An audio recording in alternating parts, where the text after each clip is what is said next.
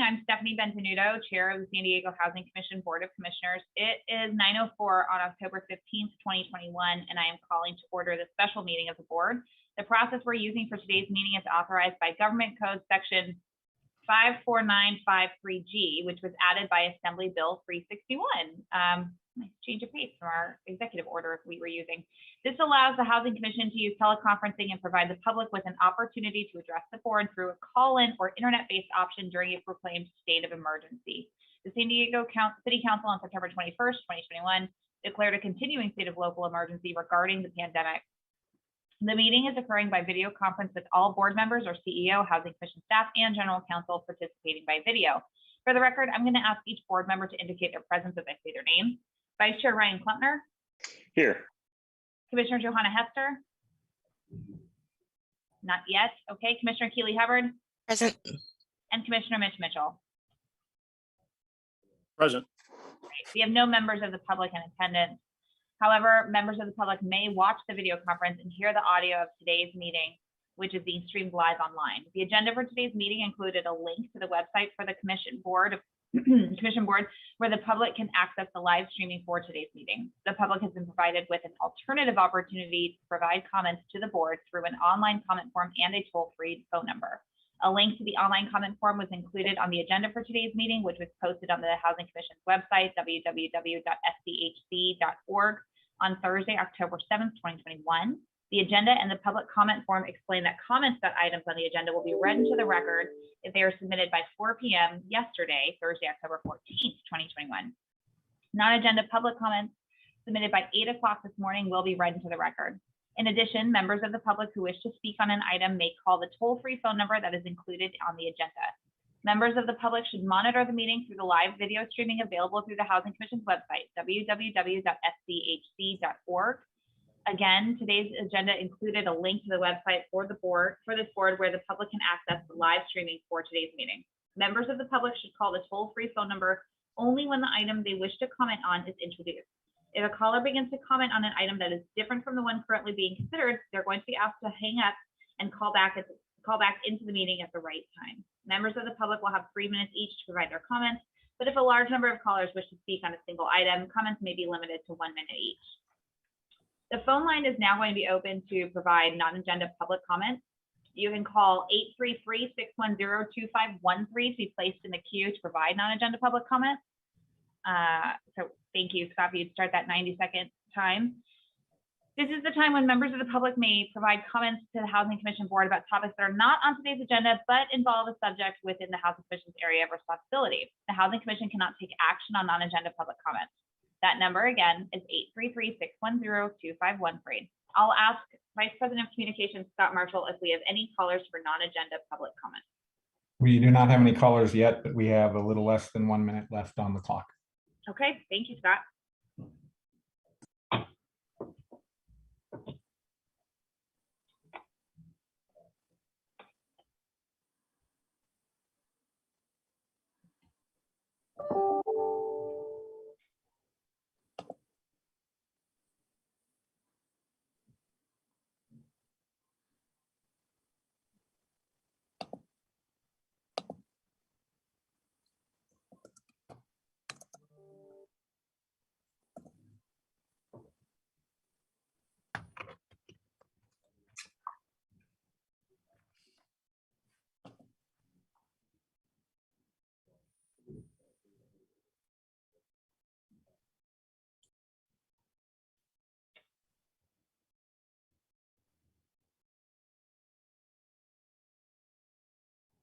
We don't have any callers for non-agenda public comment. Great, thank you. Now I'll ask if there's any commissioner comments. So commissioners, we'll open up the floor. I'm gonna quickly check and see if we have Johanna yet. No. Okay, any commissioner comments? Going once. Commissioner Mitchell, you're off mute. Is that because you want to make a comment, or am I being presumptuous? No, I was just testing to make sure you remember me. That's appreciated, as always. So good. We're going to move on to the report from the president and CEO. We'll go ahead and hear from Rick Gentry. Rick. Thank you, ma'am. I do have a number of very brief reports just to let the board know about some things that have happened since the last board meeting. Starting off with what is some wonderful news. Yesterday, we were informed informally by the state's Department of Housing and Community Development that there has been a tentative reallocation of potentially several million additional dollars for our Housing Stability Assistance Program. I cannot announce the number just yet because it needs to be announced formally through the city. But if any of you want to call me or Jeff, either one offline, I'd be glad to get into more detail. And we are awaiting final confirmation of this from the state, but it's going to happen. And this is great news for the many households with low income who still need help with their rent and utilities that were caused by the COVID issue over the last year and a half.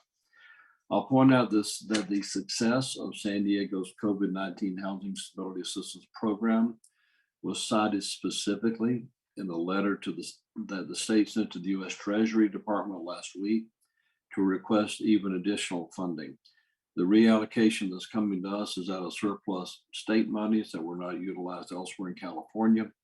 And we're hoping that there'll be monies out not utilized by other states that will come to California to help us do an even greater distribution of funding later.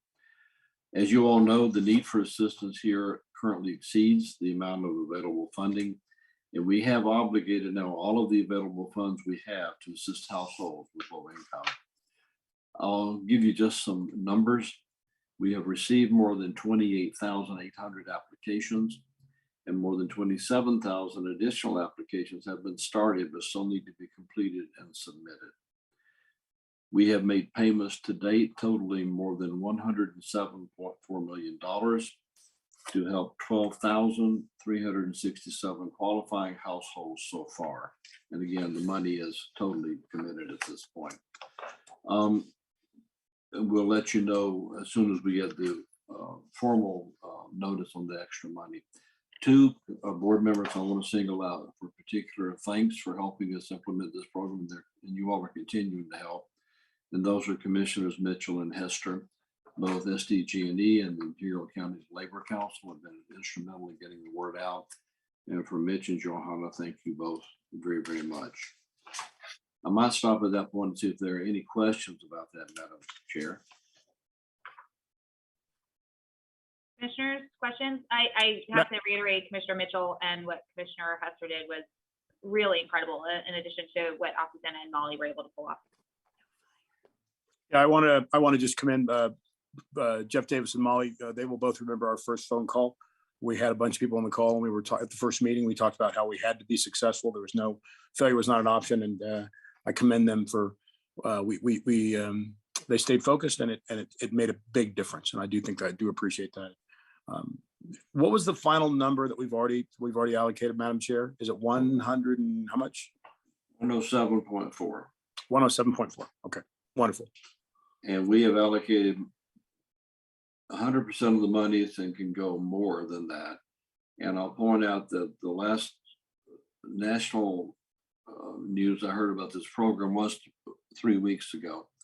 And something like 16.5% of the national total has been committed. We're over 100. So I think there was good reason for Lourdes Castro Ramirez, the cabinet level secretary, to point to us when she asked for more money from the Treasury. One point of bad news that everyone knows about, and just want to acknowledge for the record. And I want to take a moment just to acknowledge the passing of Mike Papka. As you all know, Mike died about 3 weeks or so ago. Mike headed up a real estate acquisitions and rehab efforts while he was here. And Mike distinguished himself through his more than 10 years of service at the Housing Commission. As you all recall, Mike had left us about 6 months or so ago to become the president and CEO of a housing nonprofit back where he comes from in Northern Virginia. But we miss Mike, and we will continue to keep his family in our thoughts and prayers going forward.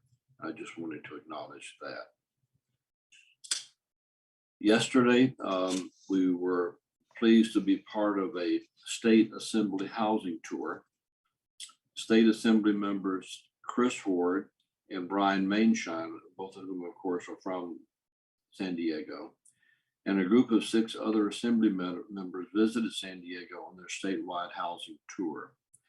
And these Assembly members from areas throughout the state make up a working group that is discussing a variety of issues related to housing. Our presentation to the group focused on the Housing Commission's programs to develop affordable housing and address homelessness. The Housing Commission's presentation started the group's day yesterday at the San Diego Central Library. The discussion included the needs for funding and flexibility to address housing challenges, as well as our local ADU program that you'll hear more about this morning. I want to thank Assemblymember Ward for inviting the Housing Commission to participate in the presentation and discussion, and we look forward to working with him and the other state lawmakers on these issues going forward. We will be sure to keep the board advised of those efforts as well. One grand opening that's occurred since the last board meeting, Trinity Place, which provides 73 permanent affordable rental apartments with supportive services for seniors age 55 and older who have experienced homelessness with chronic health issues, opened up. Council member Raul Campillo and I were among the speakers at the grand opening on September the 24th, and this was over in the Granville neighborhood. The Housing Commission awarded a development loan and rental housing vouchers to support this development. Trinity Place was developed by Wakeland Housing Development Corporation, Ken Sauter and his folks, who do some excellent work with us.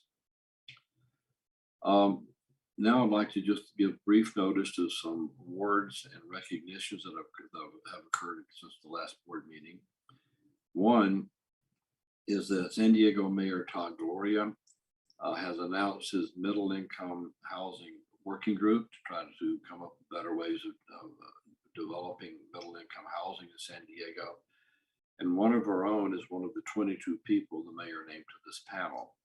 And she is our Vice President of Policy, Molly Chase. So Molly will help to develop policies for the city to increase middle income housing throughout San Diego.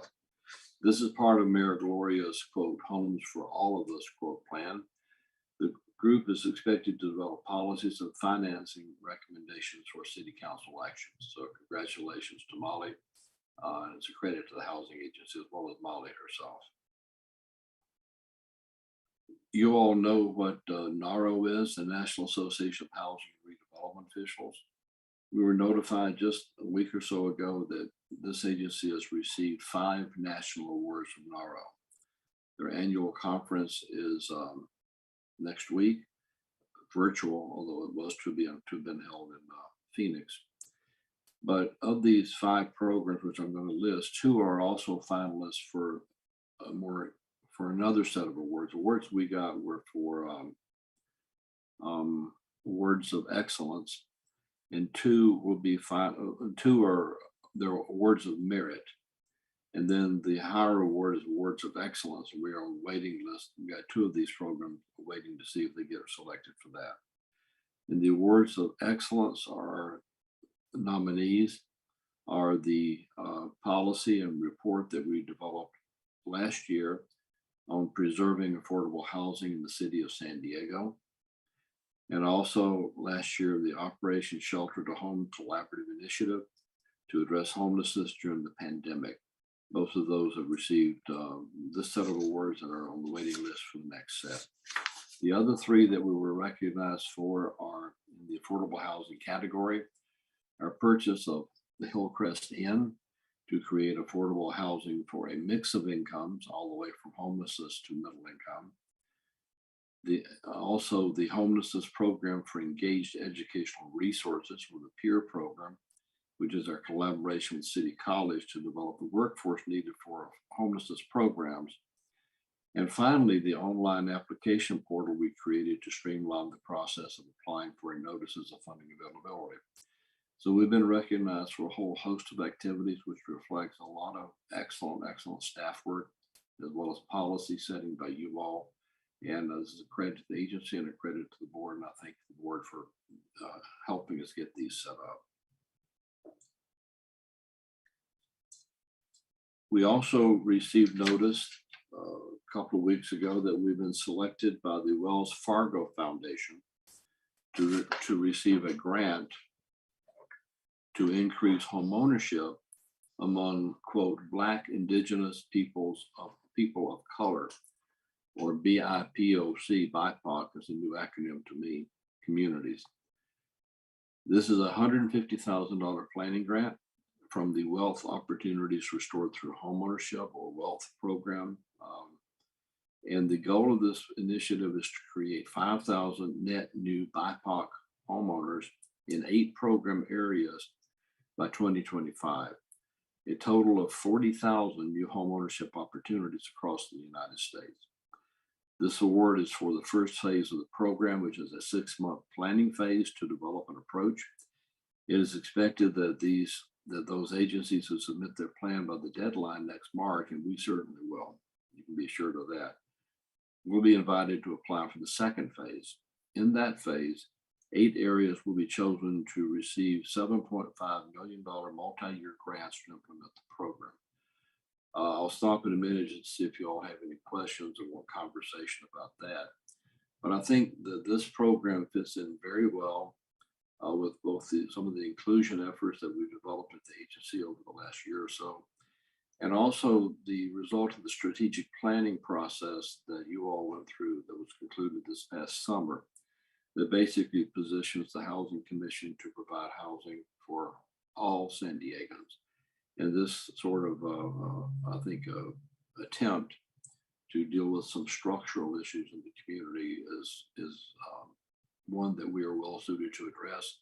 And I'm very proud that we were selected. My thanks go out to our grants team. And I've got one other thing, but I think I might stop at this point, Madam Chair, to see if there are any questions or comments about that one. Commissioners, questions or comments? Congratulations to the team on all those awards. Congratulations to Molly. I know she's already made presentations at that middle income working group takeaway. So good news. But I Great. think we're going to keep going. Great news. And Madam Chair, are we gonna get all this information in an email? Yeah, I think we can ask for that. Yeah, it was quite a lot. Yeah. We'll do so, sir. The final is to recognize one of our own, Jennifer McKinney. And Jennifer is our Vice President of Property Management and Maintenance, who on Wednesday was recognized as the recipient of a 2021 NAWRB Leadership Award. This award from the, quote, Women in the Housing and Real Estate Ecosystem organization recognized Jennifer as a residential leader. This group promotes women-owned businesses and women leadership in housing arenas, as well as others. Its priorities include providing women with the tools for economic security, stability, and sanctuary. And congratulations to Jennifer. She's one of our management leaders, one of our stars, and we're very pleased for her. So thank you, Madam Chair. That concludes my my report to the board today. And Mitch, we'll make sure we get this all out in writing to you all too. Thank you, Rick. And congratulations to the myriad teams who have touched those successful programs. I know that a boatload of work goes into that we often don't see and don't get the opportunity to applaud. Our next item on the agenda is the approval of the minutes from the special meeting of September 9th, 2021. The phone line is now open for public comments about the minutes. You can call 833-610-2513 to be placed in the queue. We did not have any written public comments submitted on the minutes, but again, if you'd like to make a comment, you can call 833-610-2513. We'll go ahead and give ourselves a 90-second period for that phone number to be live. And Scott, if you wouldn't mind letting us know when that time is concluded.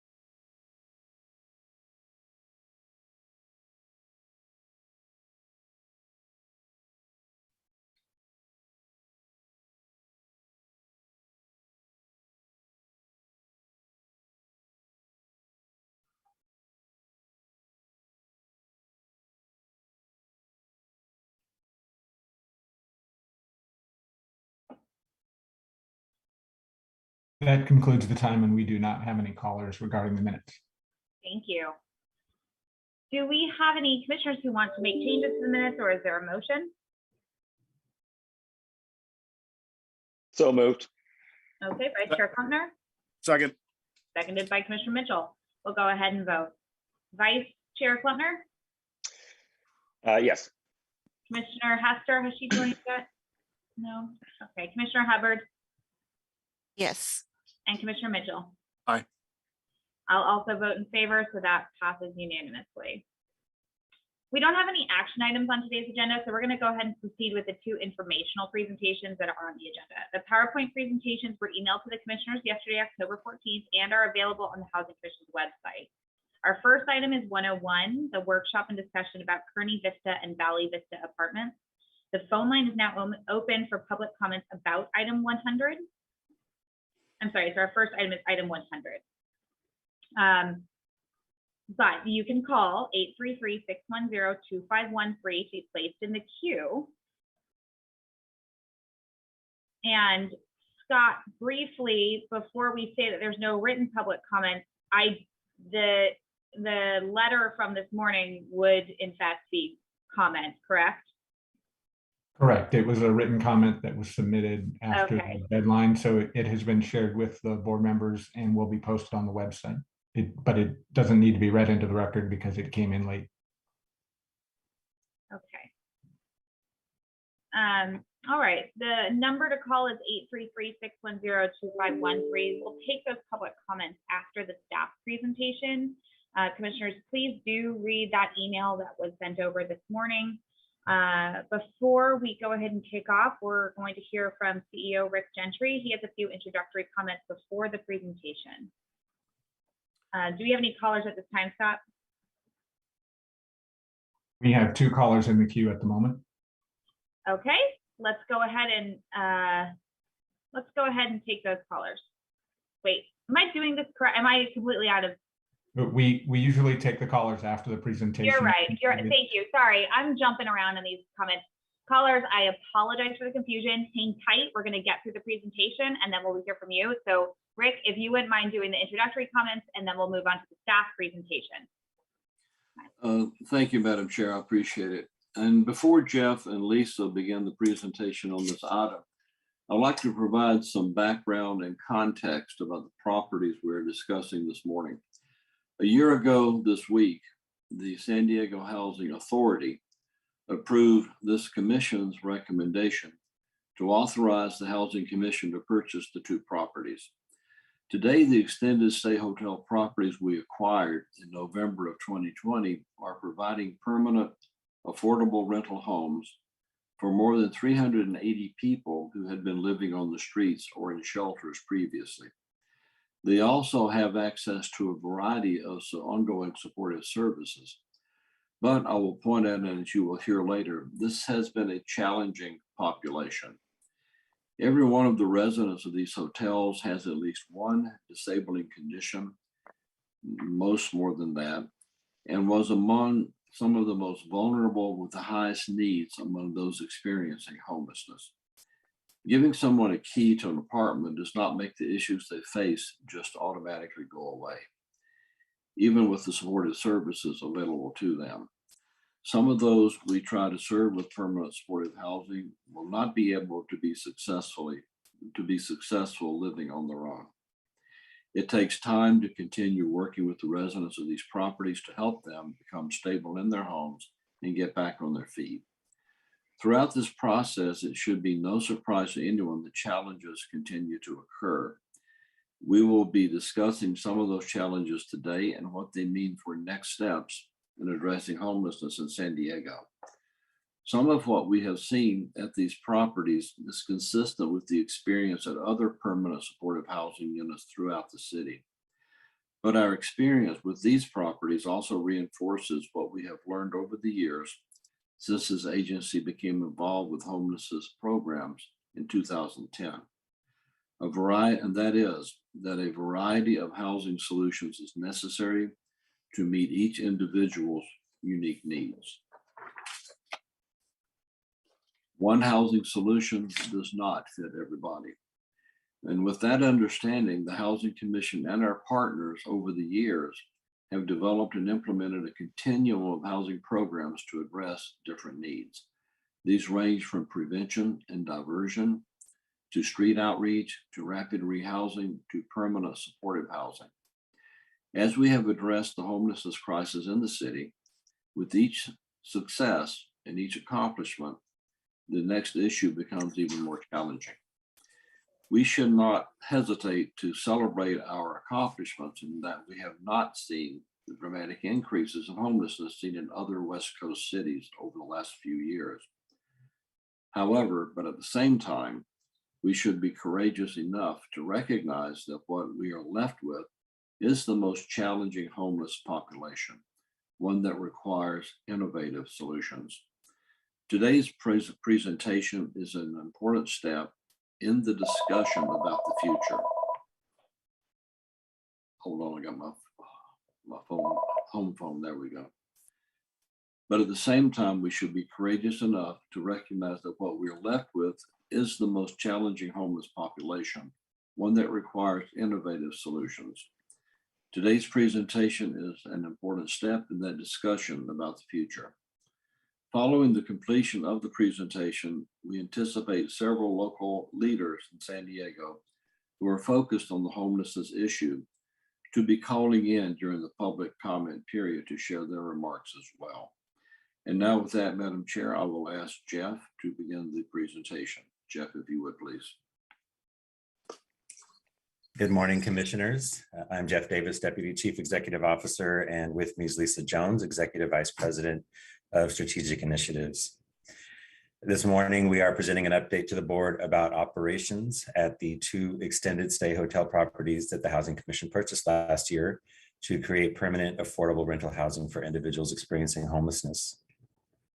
During this update, we will share some of the challenges and lessons learned thus far at these unique properties, and we hope to begin an important dialogue about the strengths and the gaps in the homelessness response system. Specifically, the homelessness response system will need a new type of housing solution for people the current system is not reaching, those who do not engage with services, and those who are unable to live independently. Next slide. The Housing Commission has named the 2 properties Valley Vista and Kearney Vista Apartments. It's important to note that these units are apartments. Each unit is leased to an individual or family, and neither the Housing Commission nor the service provider have the right to enter the unit without approval and prior notice to the tenant. Combined, these 2 properties include 332 affordable rental housing units. Today, 389 individuals are residing in these units. Residents have access to a variety of supportive services from experienced service providers. Path San Diego provides services at Valley Vista, and Father Joe's Villages serves the residents of Kearney Vista. Next slide. These properties were previously functioning as high-quality extended stay hotels and were in good condition and ready for move-ins within a couple of weeks of completing the purchase. However, we have taken steps to enhance security and make improvements at the properties while the residents are living there. Both properties have on-site security 24 hours a day, 7 days a week. We're in the process of installing a significant number of additional security cameras at both properties, and we are adding a controlled access gate system at the Kearney Vista property. Additional improvements shown on the slide include complete Wi-Fi service and cable TV service for the residents, and more frequent trash collection. Next slide. So as you know, the Housing Commission has been heavily involved in permanent supportive housing for many, many years now. However, these 2 properties are unprecedented in their approach to providing permanent housing with supportive services for individuals experiencing homelessness. Traditionally, permanent supportive housing apartments are typically funded by funding sources that serve individuals who are already engaged in supportive service programs. This means that typically persons being referred to permanent supportive housing already have engaged in some supportive services. However, with these 2 properties, the Housing Commission intentionally applied a lower barrier approach that could serve the most vulnerable homeless as quickly as possible. The initial funding for services at these properties came from the city and the Regional Task Force on Homelessness, including Homeless Emergency Aid Program funding. This allowed us to serve those eligible for permanent supportive housing regardless of whether they had already engaged with the system.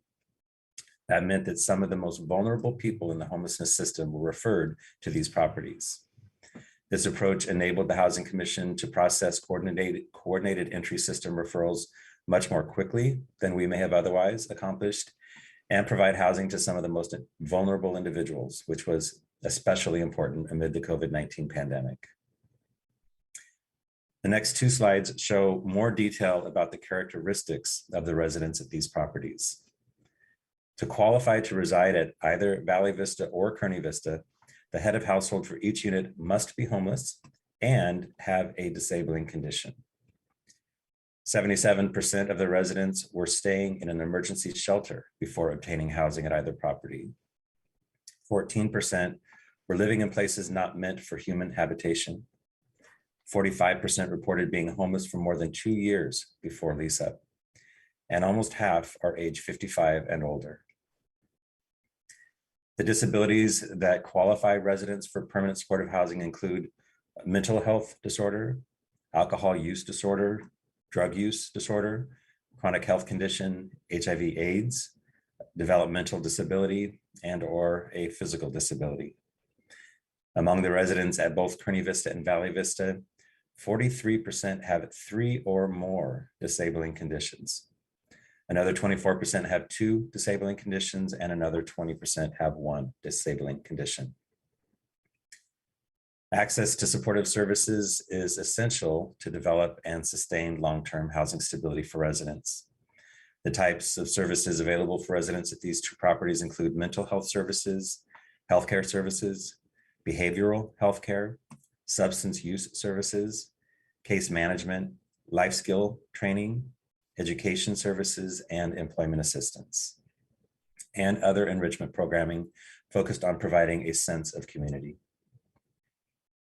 In addition, staff work with each resident for individualized case management.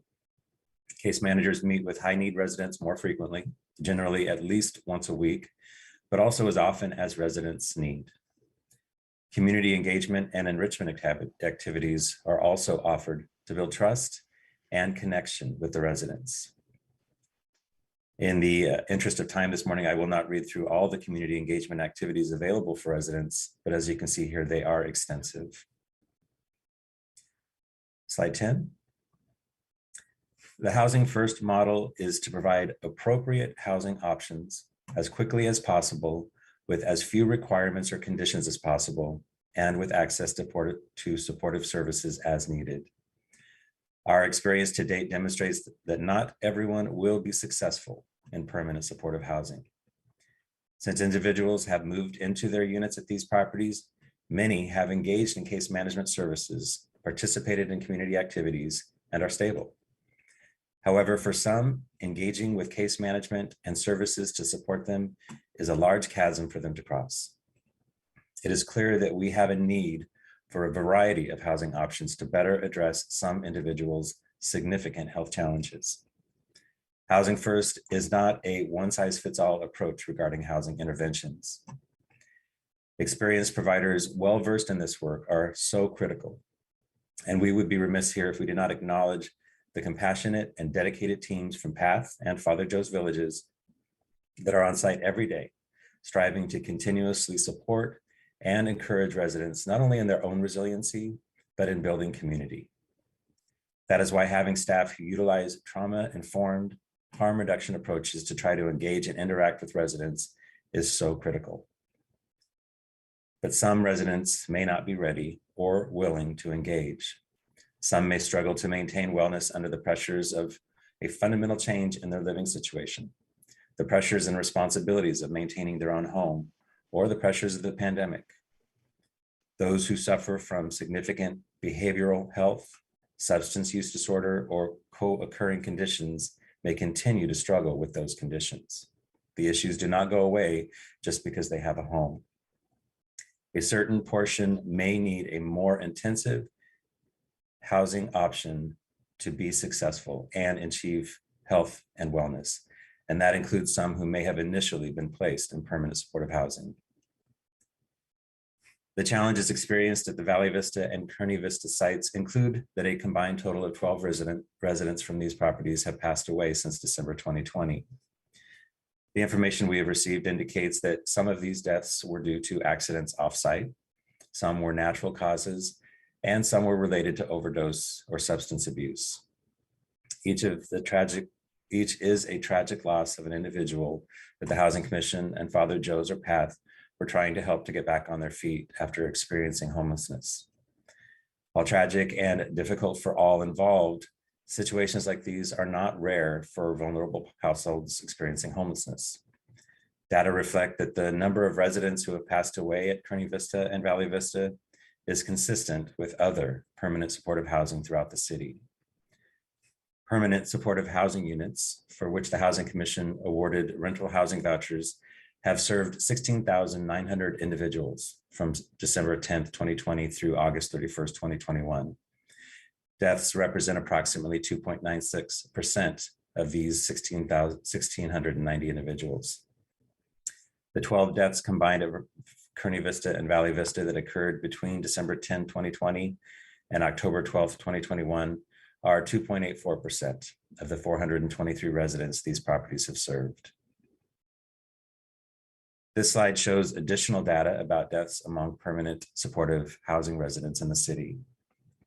For additional context, in the Veteran Affairs Supportive Housing or VASH voucher program, which helps veterans experiencing homelessness obtain rental homes in market rate units scattered throughout the city, 30% of the exits from that program are due to a participant passing away. Similarly, calls for public safety services are comparable across multiple properties. The Kearney Vista site has had 364 calls for service from January through August, or 2.5 calls per unit. The Valley Vista site had 341 calls for service in the same time period, or 1.78 calls per unit. An affordable housing community in downtown East Village, which is not permanent supportive housing, had over 680 calls for service in a similar period, or 2.5 calls per unit. Two additional permanent supportive housing developments experienced about 1.5 calls per unit. Benson Place, a permanent supportive housing development in South San Diego, had 1.51 calls for service per unit. In addition, the Operation Shelter to Home Convention Center security team reported over 2,100 critical incidents during the time it was operating. And that was with shelter managers, residential coordinators, case managers, county public health and behavioral health resources, federally qualified health center staff, emergency services department staff, city lifeguards, 4 separate security teams, and American Medical Response, and the San Diego Police Department and HOT team staff on site. The experiences and challenges in the Kearney Vista and Valley Vista properties are not unique, as we see in the comparable data from the other properties in the city of San Diego. And it's also worth noting that the data can be skewed by a handful of individuals who call for service dozens of times in a short period of time. This is why ongoing efforts by case managers to engage and de-escalate conflict in a trauma-informed way is critical. The Housing Commission, service providers, and property management continue to work hard to engage with residents, address their needs, and provide safe, quality, affordable housing to them and their neighbors. Many of the people we are trying to serve are among the most vulnerable in our community. If we take them from unsheltered homelessness or even a shelter environment to housing from one day to the next, their challenges don't just disappear. Though housing and services do provide important and consistent resources over time to improve the quality of their life. For some, the steep climb to wellness is long and difficult. And for a small portion of those placed into permanent supportive housing, it may be found that other healthcare-focused housing and services are better able to meet their needs. It takes time for all of us to come to terms with life-altering change, even if it is a change for the better. For people who may not have been treated with dignity or who may feel disenfranchised or who are struggling with mental illness, it can take even longer to trust that someone is going to keep showing up for them and connect them to the resources they need to become stable. Next slide. The majority of people who access permanent supportive housing will be able over time to successfully stabilize, but we must also develop long-term housing options and services that can meet the needs for those who struggle with higher acuity conditions and who need more intensive healthcare interventions, clinical services, and support than the permanent supportive housing model currently provides. This can include support with activities of daily living, such as food preparation or managed medication disbursement. Some individuals also may prefer and do much better in an environment that is less isolating than an independent unit can be. They need programs that provide highly individualized, intensive healthcare resources that meet people where they are and make available housing options that serve them best. Taking that a step further, it is important to ensure that when and if their needs change, the homelessness system has the resources to change with them and ensure a successful transition from one housing opportunity to another, even if that means a more intensive care and housing option, so we mitigate returns to homelessness while providing housing choice. We are seeing a significant number of our unsheltered neighbors with debilitating behavioral health and substance use challenges. They are suffering on the streets, and the tools we have at our disposal aren't reaching them. As we look ahead at the types of housing interventions needed, the impact of substance use across the country is important to acknowledge. According to the Center for Disease Control and Prevention, as of June 2020, 13% of Americans reported starting or increasing substance use as a way of coping with stress or emotions related to COVID-19. Overdoses have also spiked since the onset of the pandemic. A national reporting system called ODMAP shows an 18% increase nationwide in overdoses in the early months of the pandemic compared with those same months in 2019. An American Medical Association brief updated on September 20th, 2021 stated the nation's COVID pandemic made the nation's drug overdose epidemic worse. And one prevailing theme is the fact that the epidemic is now driven by illicit fentanyl.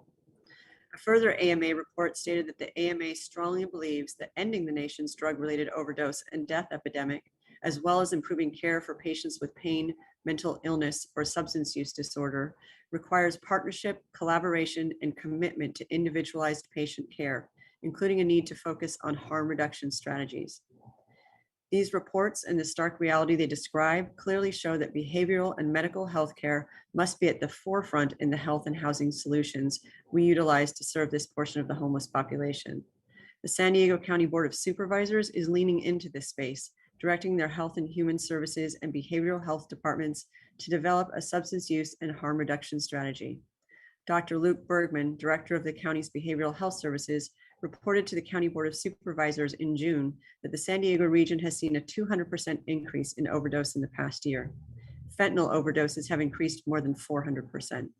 And an estimated 90% of people experiencing substance use disorder nationwide never seek treatment.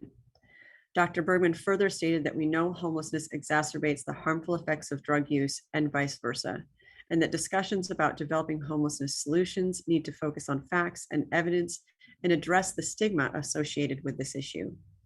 He also stated that creating a continuum of behavioral health services and housing options is necessary.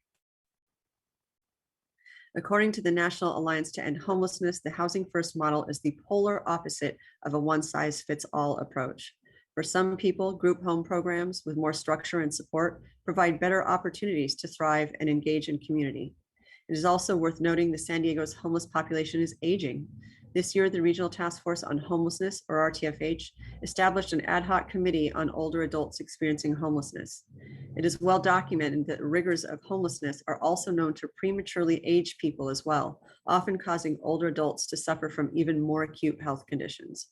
So for others, more affordable supported living environments that help address basic activities of daily living, like bathing, dressing, and medication management are needed so people can live in dignity and health.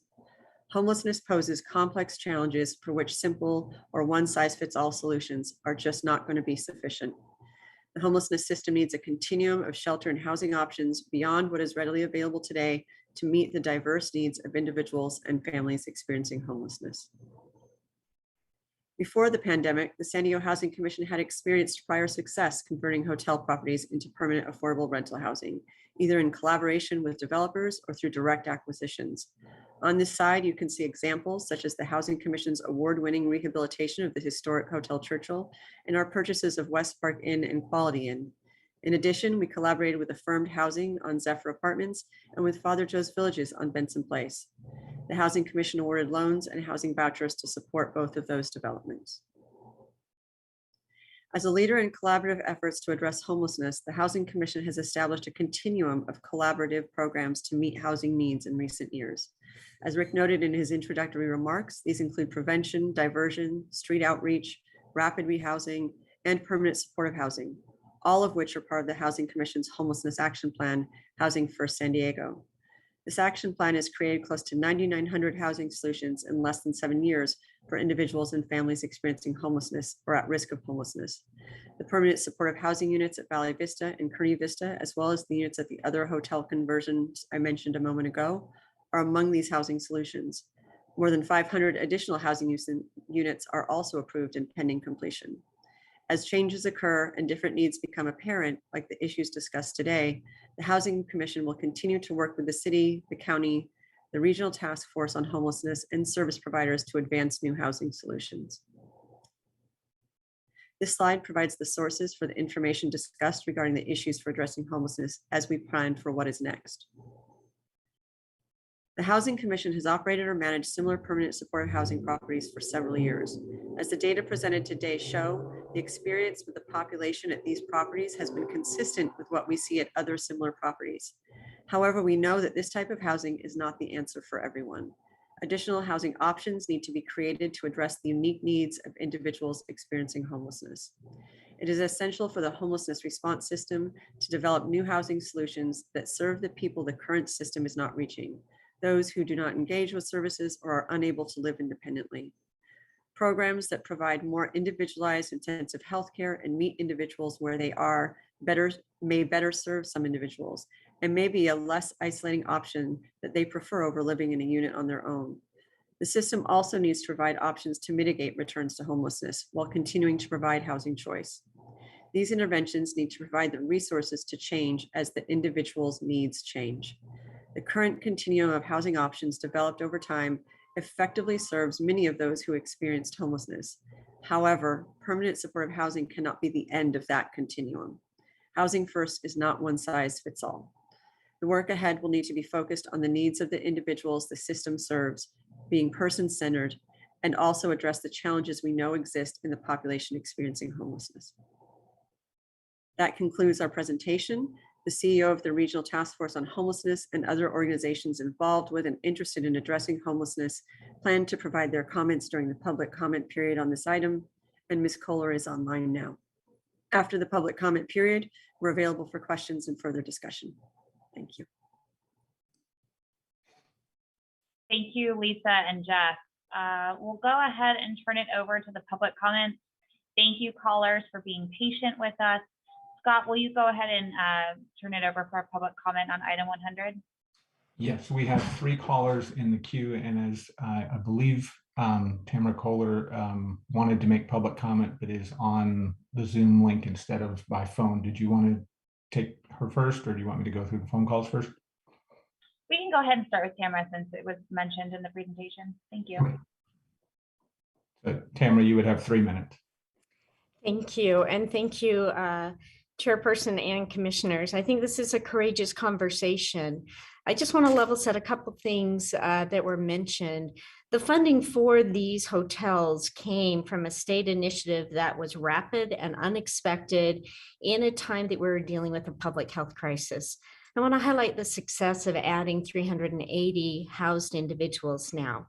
The opportunity to actually work with a homeless population that were not connected to services and to successfully move them into housing is something we have never done in the San Diego continuum of care.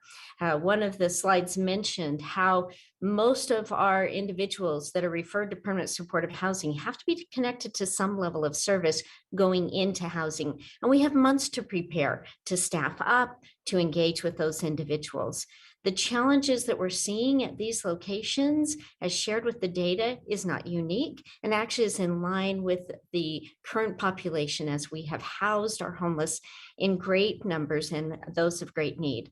We know that our population is changing and we need to change with it. We need to be courageous in our leadership to understand that permanent supportive housing does not get to the very highest need and those with critical disabling conditions. We need to build out our system to meet those needs.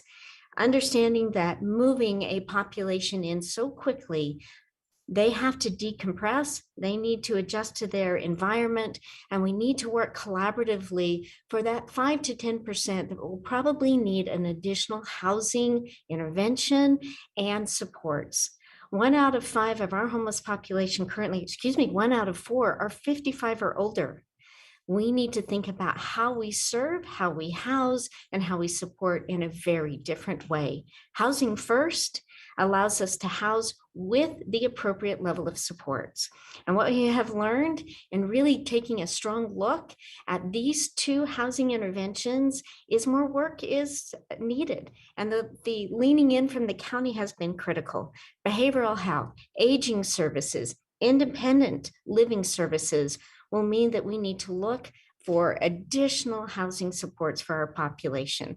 So I commend you for taking a strong look at your housing in this specific way and leaning in as leaders in a courageous way to say, what else do we need to ensure that people do not return to homelessness, that they stabilize, that they live a life of dignity from street to housing. And I appreciate having an opportunity to offer some words of support and also a vision forward that we need to work collaboratively with all of our service providers, with the county and with the housing supports to do more and to build out this additional, probably top 5% to meet their needs. Thank you. Thank you, Tamara. Scott, we'll go ahead and move on to those on the phone, please. Thank you. We have 4 callers in the queue. Our first caller is Tricia Levine. Tricia, you have 3 minutes. You can start your comments now. Hello, can everyone hear me? Yep, go ahead. Oh, okay, thank you. Good morning, Chair, Commissioners, and San Diego Housing Commission staff. My name is Tricia Levine, and I'm the Supportive Housing Director of Wakeland Housing and Development Corporation. Wakeland is a San Diego-based nonprofit that owns and operates 5 supportive housing developments in San Diego, with nearly 300 homes for people who have been previously unhoused. Wakeland prides itself on being a responsible, supportive housing developer, putting the needs of residents at the forefront. We design our communities to prioritize the needs and safety of our residents and work hard to ensure we are offering a wide range of services to meet their often complex needs. I'm here today to testify that in our experience, supportive housing is the best and most successful model for stabilizing people who have experienced homelessness because it combines permanent housing with the services that they need to rest and recover from the trauma they experienced on the streets. Wakeland has high housing retention rates at our supportive housing properties. Approximately 90% of our residents stay in their housing, and the vast majority of them are engaged in supportive services, meeting with their case manager on a regular basis. However, supportive housing is not without its challenges, given the complex needs of the people it serves and California's Housing First regulations, which prioritize the most vulnerable of our unhoused neighbors. There remains some individuals who need a higher level of care than what we can offer in supportive housing, which is why we applaud the San Diego Housing Commission for initiating this discussion. As a community, we need to ensure that we have an array of housing options to meet the needs of individuals who have experienced tremendous trauma in their lives. And we also need to ensure that people living in supportive housing have the appropriate level of services, including robust behavioral health services, so that our most vulnerable and sometimes challenging residents can find a path to stability and recovery. Thank you for your time and attention today. Thank you.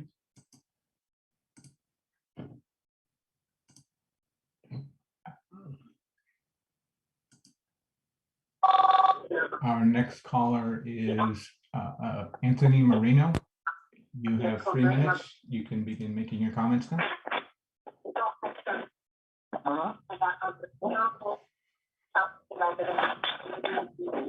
Sir, Hello, is this- can you hear us? Yes, Okay, it's time for you to go ahead and start your comments. Are you ready?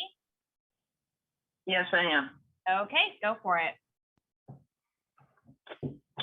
Okay, good morning. Thank you for hearing me. My name is Judy Brown Marino, and can you hear me okay? Yeah, you're cutting in and out. We can hear you okay now, though. Go ahead. Okay. My name is Judy Brown Marino, and my brother lives at Kearney Vista. Okay. I'm sorry, I'm going to have to turn down the volume on the recording. Yep, Okay, I'm sorry about that. that's okay. Go ahead. We'll Resident at the Kearney Vista Apartments. I prepared this thinking I would be speaking before the presentation. Some questions I think should be asked include asking the staff about the condition of the HVA systems and mold in the apartments. The BASIS and VM3 environmental reports told them what needs to be done. Ask them why they misled you about the condition of the property prior to the purchase and why they've refused to address those health and safety issues. As you've talked about, it's important to remember that the people chosen for this project were chosen in part because of health issues that made them more at risk for COVID.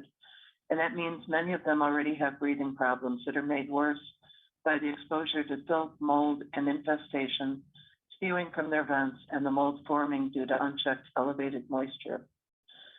You've talked a bit about the residents that are overdosing and committing suicide. This was supposed to be different. This was supposed to be a more empowering and healing experience.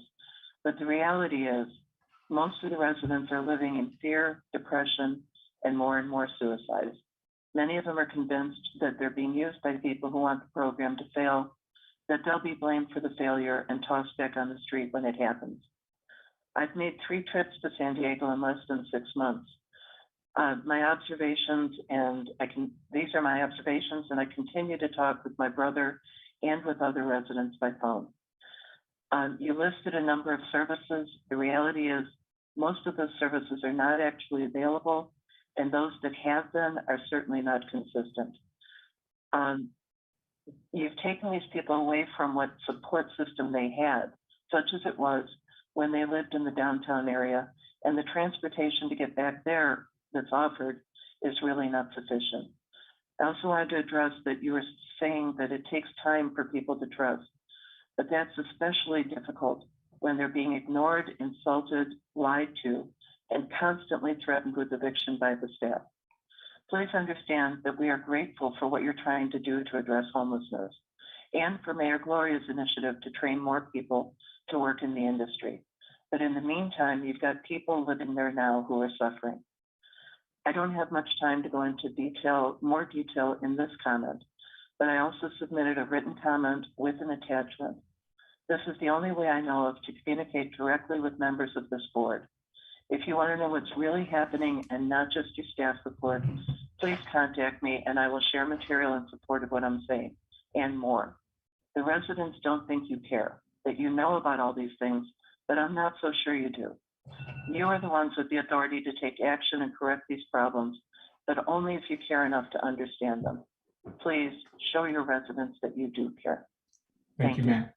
Thank you, ma'am.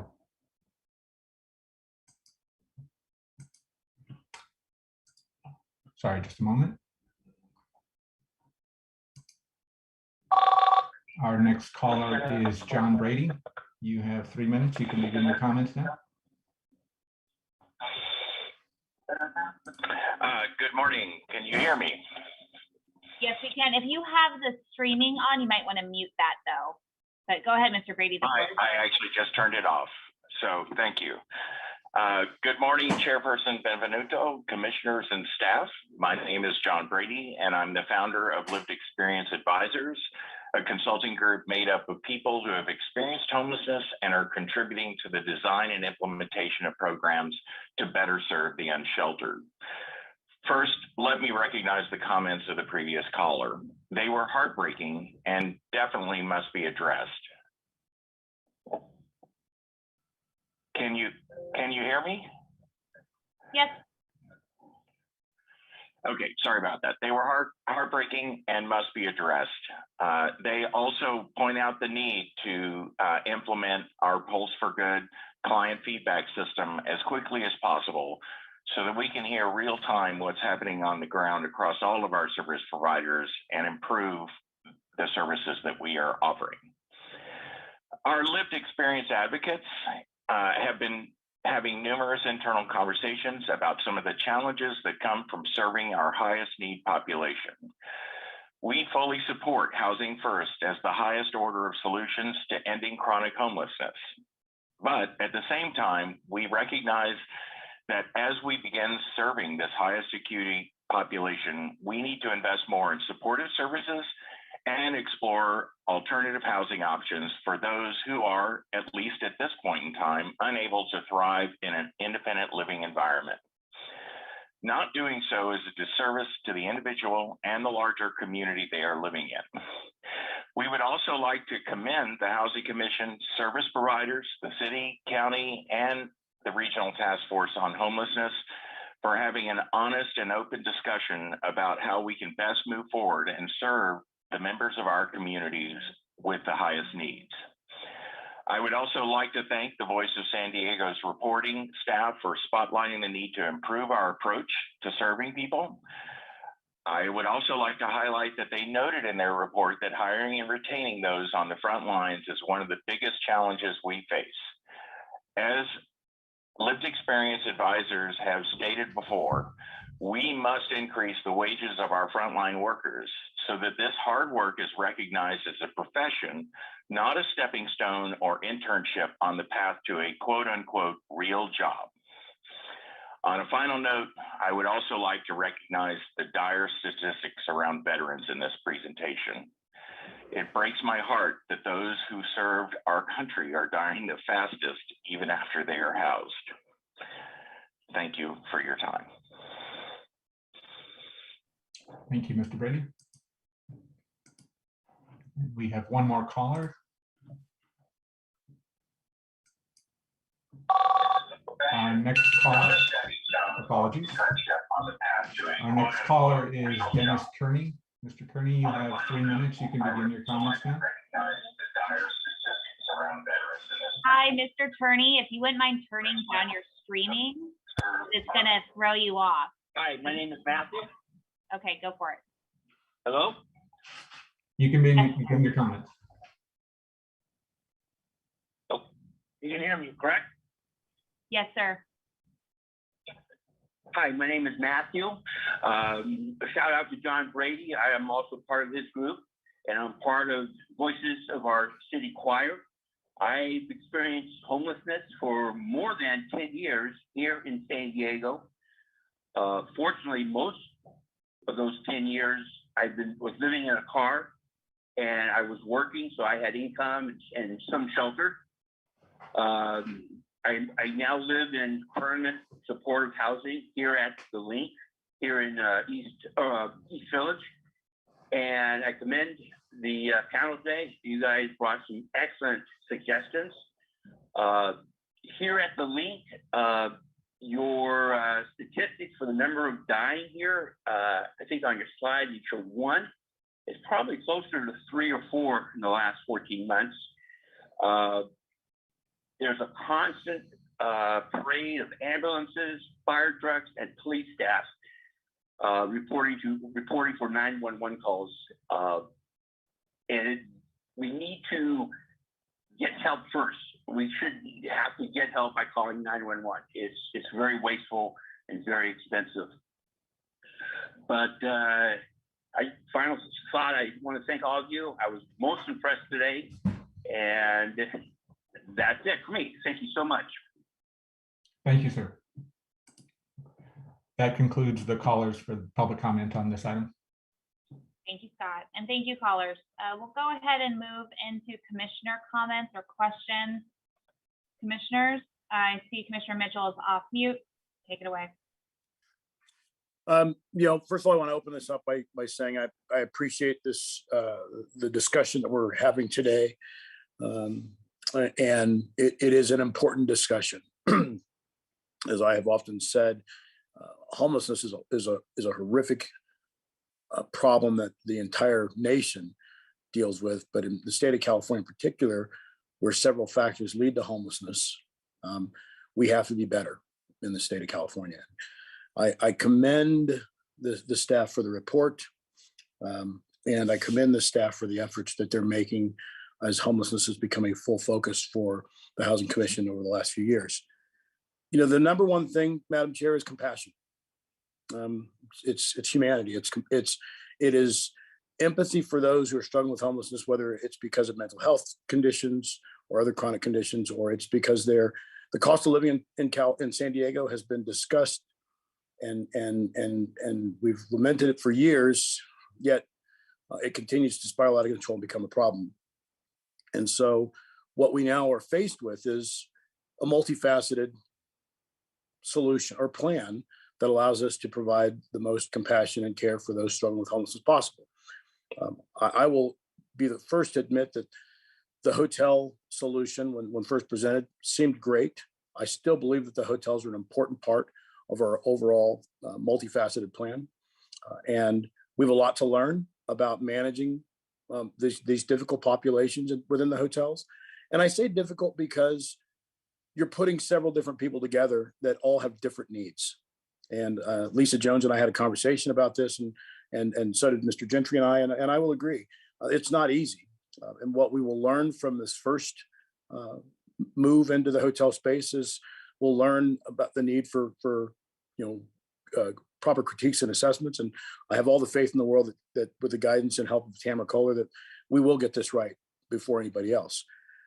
But that being said, I think that the other components that are going to be important in this equation are, the staffing levels.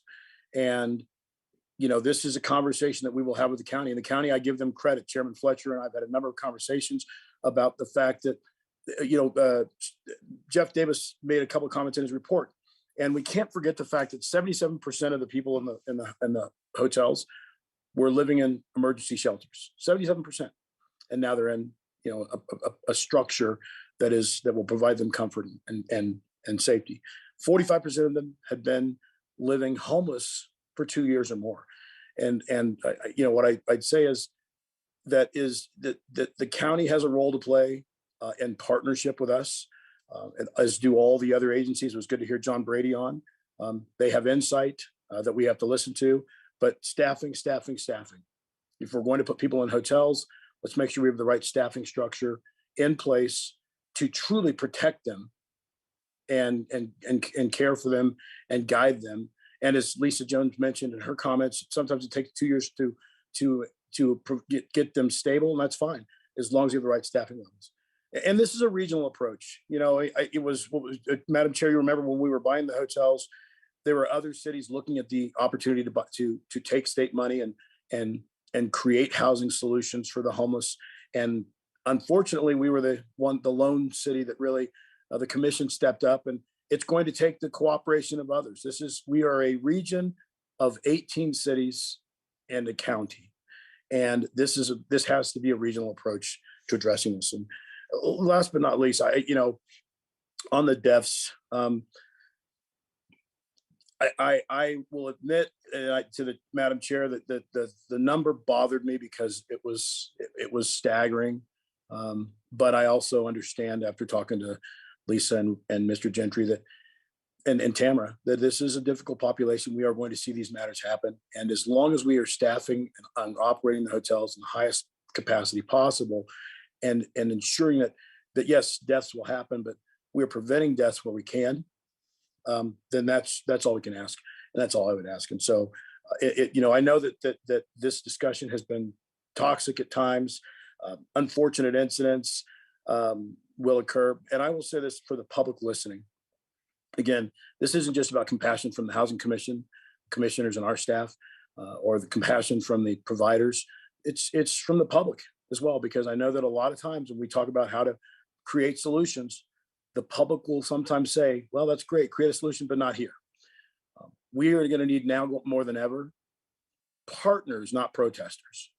And that's something that everybody always remember. We're going to need more partners, less protesters. And, you know, the mayor recently went through a horrible incident because he's trying to do his job and he's trying to show compassion. And what he is dealing with is not always easy, but we all have to be in this together. So to Mr. Gentry and the staff, I appreciate the conversation. We have a ways to go to get this right. But I think we will get it right as long as we're focused on, again, providing the best level of care possible, guided by the staffing and the experts. So thank you, Madam Chair. Thank you, Commissioner Mitchell. Any other commissioner comments? Commissioner Hester, Commissioner Plumpner, you are off mute. I'll go ahead and hand it to you. Thank you. Yeah, I want to start by thanking everybody that's working on this, from the agency staff to the providers. And, you know, if there's a lot of, I think, open questions about where to go, what we're doing right, what we need to improve upon. But I think one thing that is very clear here is that this is very difficult work. It's challenging, and people are working incredibly hard to find solutions. And so I don't want to move on without acknowledging that and thanking everybody that's doing that. I think that we do need to address some of the information that was in Voice of San Diego. And I want to kind of start by thanking Lisa for I'm going to read part of your quote here, not to put you on the spot, but let's not be afraid to admit that this isn't going to be easy, but it's the right work to do. And I couldn't agree more. And I would go a step further and say that, you know, I think we need to lean into being open and transparent about what the challenges are. And part of that context is, I think we should reassure everybody working in this space that, you know, we, the commissioners, the city council, everybody kind of involved here, I don't think a single one of us would get some bad news and conclude that we should pull back from any of these programs. I think that the conclusion that we all reach when we read about the struggles, the challenges, what might not be working ideally, is that we need to go further. And specifically, you know, I think the issues around the staffing levels, you know, brought up again.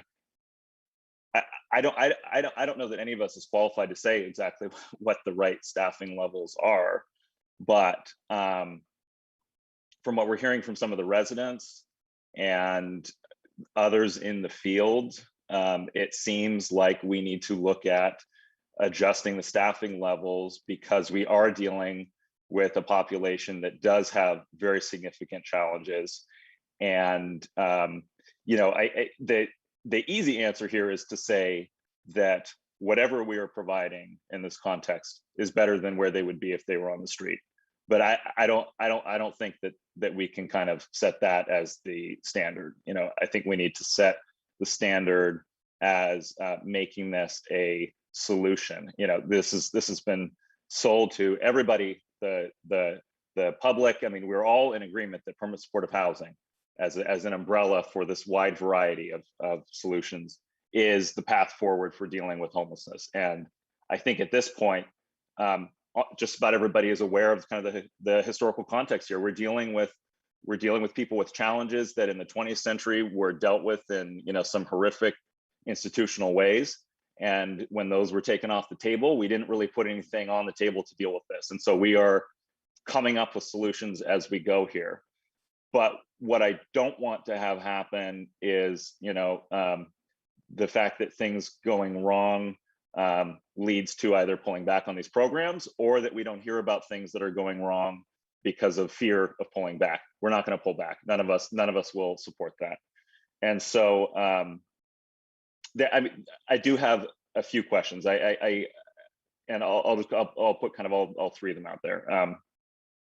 One, if there's any comment on the staffing ratios, and specifically, you know, one thing that I keep thinking is that we have done a lot to try to improve the, you know, pipeline of people qualified to do this work.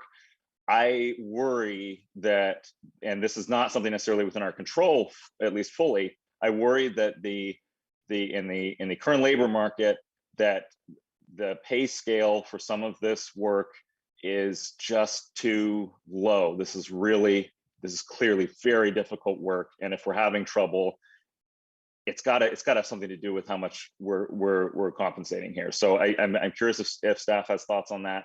Secondly, I think the full context around the deaths is very helpful, and we are very aware that there are health issues that this is going to be a reality. I think that was also pointed out from kind of a different angle, and that was a San Diego story about other research that's been done on this, that high levels of fatalities kind of comes with the territory when you're dealing with people that have chronic conditions. But there does seem to be something kind of peculiar about the window in which they appear to be concentrated at Kearney Vista. And so I guess my question on that would just be, are we saying that's just kind of a coincidental fluke? Was there any change in service levels or anything that would explain why that could have happened? And then, lastly, I want to address specifically one of the comments by a resident about their inability to get AA and NA meetings. And, I understand that we're in a pandemic, but also when I was looking at the list of enrichment activities, which is great to see, I did kind of wonder what would be so different about those meetings as compared to some of these other activities. And so I don't know who wants to take all those questions. I'm sorry to give them to you all at once, but feel free. Yeah. Let me be the broker if I could on this. Let's deal with them in order. Staffing levels first. I do have a couple of comments, but Lisa, would you address that first, and then I'll come along behind you. Absolutely. And, I think Commissioner Klumper, I just want to thank you for commenting on the challenge in our industry around staffing. That should not go under discussed. It's not just the commission or the providers that are feeling it. I know in our conversations with county, they are feeling it as they are trying to ramp up harm reduction strategies and crisis response. So they're feeling those challenges as well. It's across our region and frankly across our country. As far as the staffing levels at the two properties, although obviously with vacancies or potentially someone being out sick, and certainly COVID, if anybody has a sniffle, you have to be off site. That's something that's going to fluctuate from day to day. The staffing ratios are averages, and it takes into account specifically case management to persons served. It doesn't take into account other staff that also provide resources, whether it's peer support specialists, substance use disorder specialists, employment specialists, activity coordinators, who also provide different levels of light touch case management, and sometimes are the ones that focus on those lighter touch people, because the higher touch, higher acuity need more concentration and focus from case managers. That's not trying to sort of justify the ratios. That's the way it's generally put together and works. Yes. And sorry, if we could just pause there for a second, because I want to get some clarity on this. So, but presumably those same things would be true when we're comparing to other PSH in San Diego, and then also the other studies that had other ratios suggested, or are we in some ways comparing apples to oranges? I'm just curious whether it's apples to oranges or apples to apples. Yeah, so it's probably both, right? So yes, along other PSH in San Diego, it will be similar. There are some programs that have what's called ACT level services housing, and that's very high acuity, 1 to 10. ACT level is a great resource, but it's incredibly hard for people to qualify for it, even if at an observational level, the clinician sees that's what the need is, because you actually have to track and memorialize their institutional incidents that occur. It's very hard for clinicians to track that. Unfortunately, what that means sometimes is that someone is in need of that level of service, but it can't be justified against the funding source. So when you get to a full service partnership funding source, which is sort of the average funding source for a lot of behavioral health resources, you're looking at somewhere between 1 to 20 to 1 to 30, depending on acuity.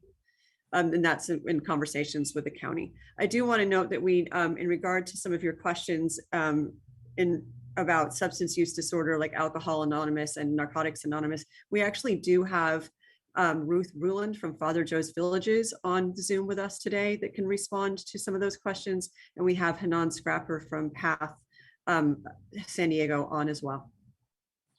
Let me, if I could, point out that part of it is staffing ratios, but part of it is the generic type of service being offered too, which can vary tremendously, which affects number and quality and depth of staffing. For instance, when we got started with our Housing First San Diego set of programs in November of 2014, we had 5 programs. Lisa, how many do we have now? Oh my goodness, over a dozen probably at this point. So we've expanded from 5. I'm recalling it's up around 20. What happens too is that when you analyze a problem, you'll see that it's not a more people, but it's changing the type of program. So what we're seeing here is that we may be on the edge of the need for an additional type of program to serve these needs. You heard one of the comments made earlier that this is a residential housing where the sanctity of each person's dwelling unit is supreme, and they have the right to allow and bar people coming in, except for good reason. But if you have people who have the need for greater intervention, perhaps that's not the appropriate model. So what we're talking about here is that, once again, this agency is on the cutting edge of what may be a different set and type of programs from what we've done before. And as you've heard both Lisa and Tamara and Jeff all say, that probably 90-95% of the folks living here, this has been appropriate housing. For a number, maybe there's another program we need to help get designed. And it may or may not be something that fits within our portfolio. It may be something we assist in or don't do directly. We don't know that yet. I'll point out too that in conversation with national leaders, this is a conversation that is not really held anywhere else in the country, just beginning to happen. So I think once again, because of our involvement in this set of programs over the last 6, 7, 8 years, we're in a position where we're on the cutting edge talking about what may be some common conversations a year or 2 from now. Just saying, so staffing levels are certainly a critical factor, but it may be the type of program involved too, the design of the program that is implied rather than just more people doing the same thing.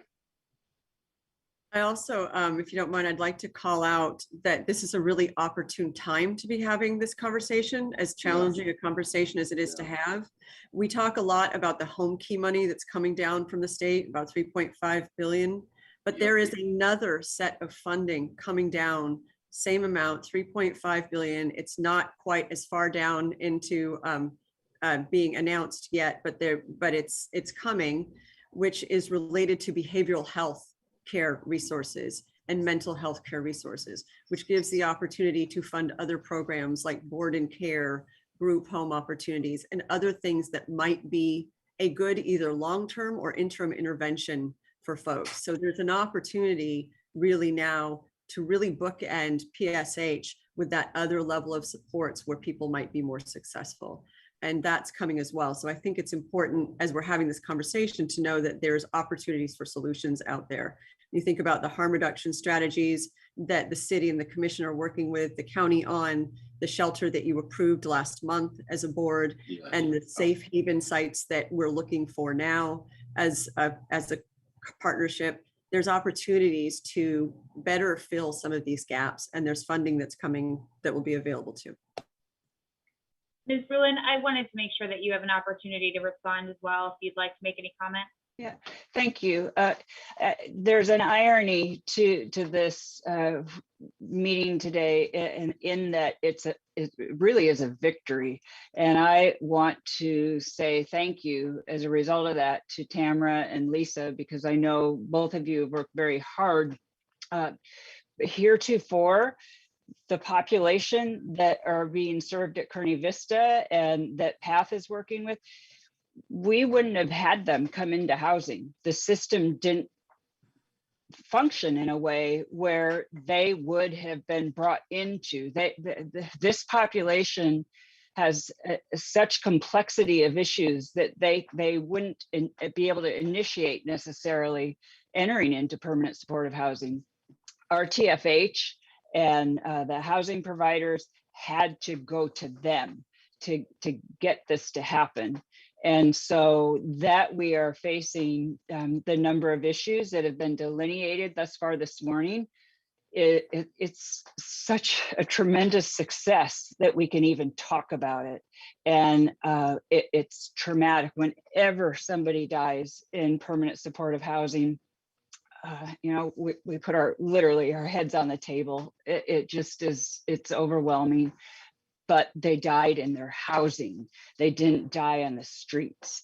And that, oh my gosh, that's good that it happens that way. So I just have to call out Tamara and Lisa for the excellent work that has been undertaken.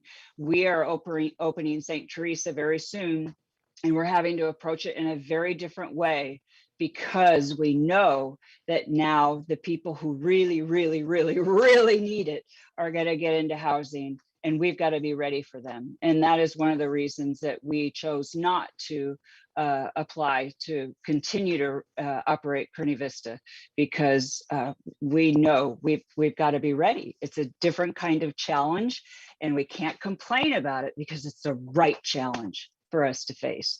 So then just let me address quickly the AA and NA. A lot of those kinds of services went to online. And so to get that going in the environment of COVID really has been a challenge.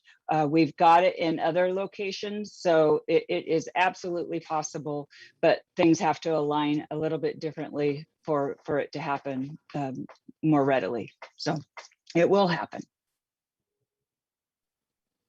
If I could, Madam Chair, Ruth, thank you so much for resetting our perspective here. We see this too, staff do, as a success, but bordering on the next level of programs, which is causing us some challenges and some consternation. And it's something we think will help this community to find that next level of care that's going to be needed. And there are two other questions that Mr. Klunkner had I want to focus on, the Madam Chair, if I could. One is, I'm going to ask Lisa again to talk, sorry, and I'll close it, but that is the deaths, what appears to be maybe a concentration in deaths. Have you seen anything at all from the authorities that would lead you to believe, other than the fact that it was a coincidental grouping of numbers that are normal and given this cohort of this population? Well, I haven't seen anything from the authorities, so yeah, I'm curious. I hope Lisa can answer that. To be frank, we have not. The information that we get when a welfare check is done, or that the providers get when a welfare check is done, is that the AMR will tell them, we see no evidence of foul play, but they are not making that determination. And I actually think Voice of San Diego called out that a lot of the reports and assessment on the cause of death are still pending on several of the cases. So we don't get that information either, and really don't get it unless we make a public records request, or unless a family member or other neighbor shares with us. There's been nothing to indicate that there was something specific going on. We haven't heard that from the providers, but I don't want to make an assumption when we don't have all the information yet. But so just to, I think my core question here, and I mean, I understand that we're operating with incomplete information. I think my core question is, at this time, do we have any reason to believe that there was a change in the services that were being provided that would correspond to that, or no? No, we actually monitor staffing levels and work closely with the providers on that because of the population that we're trying to serve here. So there was no report that indicated that anything significant had changed. Fortunately, because both PATH and Father Joe's are big agencies, when they do have vacancies or absences, they can often pull overtime from other properties just to make sure that resources are on site. Thank you. And I believe, Madam Chair, that the question with respect to the AA meetings, et cetera, Ruth addressed very, very well. And then just to be clear on that, the answer, and this is fine. I mean, the answer is regardless of kind of what was happening months ago, is that those meetings are and or will be allowed to take place going forward. Correct. Well, we won't be at Kearney Vista, but there should be no barriers to that. We have them. I think Path has them on other properties. It's just the circumstance related to this because of COVID. Okay, I'm going to give Commissioner Hester an opportunity to speak if she'd like to take it, but okay. Absolutely, absolutely. I want to thank everyone who spoke out today. I'm thinking about what the relative of the person living in one of the properties said, and really want to hang my concerns around the services or lack of services the residents are receiving, which then goes to what Mr. Brady said. I'm sorry, Mr. Brady said about, you know, although housing first is the highest form of solution for homelessness, we need to invest in supportive services. So I really want to, again, focus on the conversation around, if we're going to take on, you know, our expertise is housing, our expertise is not behavioral health, right? But it seems to be crossing over because we are servicing a particular population that is in need around that. So I think I see some gem around what Lisa said about some funding that we could utilize to increase you know, some of these services, funding for these services, because let me tell you, $15 an hour is not gonna feed a family. And then the amount of stress the staffers who are working in this industry, we're gonna have that problem to be ongoing. So to me, it's an overhaul and, you know, further commitment of our resources here. So that's, I mean, that's sort of what's hanging on my head. And I'm really, although I'm very concerned, though, I have to say I'm hopeful because I feel like I work with some pretty committed people in the Housing Commission, right? So that, at least I believe that we're looking at all possible solutions here. Madam Chair, let me initially respond to that, and Lisa, I'll ask you to fill in the gaps that I'm sure I'll miss. But Johanna, you hit the nub of the big issue, the big question to me, is what is our job here? What is our role as a Housing Commission? What is it we do? Where should we focus our expertise and our resources, and perhaps expand partnership beyond that? And we are housers. We're not mental health or behavioral health experts. We don't pretend to be. In every one of these, as we've more and more evolved into the homelessness arena since 2014, we have developed partnerships and relationships to help merge the two together. And we've had, on the staff level, at least, a great relationship with the county, particularly through Dr. Pieta Garcia, going all the way back. That's worked very well. Here, we're entering into an agreement, into an arena where there may be some redefinition of the agreement of where one set of services start and another stop, and how they fit together. I've had conversation with Lead Supervisor Nathan Fletcher about that just this week. And the county, and as Lisa indicated from Dr. Bergman's comments earlier, the county is engaged in addressing this very same set of issues at this point. So I'm not sure I know the answer to your question right now, but I think we will be able to define it, where that relationship connects and who does what, when, where, and how you pay for it, which is the biggies on any sort of a program or business operations. But that's what we're moving to define, and I don't have an exact answer for you right now, but I'm sure we will over time. Thanks, Rick. And Commissioner Hester, to go back to your point, I think talking about compensation is critical. The other thing around compensation is making sure that all of the different major funding agencies, the city, the commission, the county, RTFH, when they provide funding, are aligned in what those ranges are, right?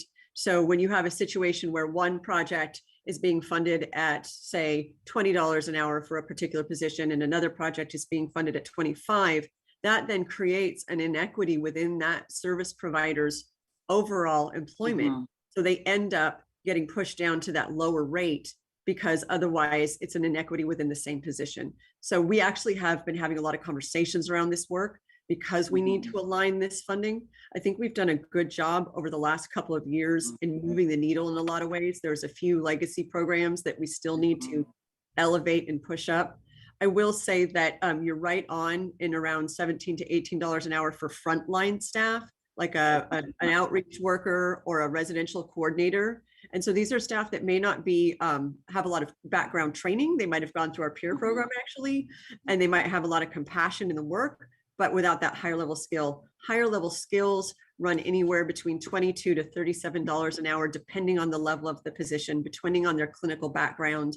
But then when you have situations where the county, bless them, is bringing on 100 new mobile crisis response team staff, or bringing on 27 new psychiatric emergency response team staff, those particular positions, because they're so crisis oriented, paid sometimes $20,000 more than any other similar position.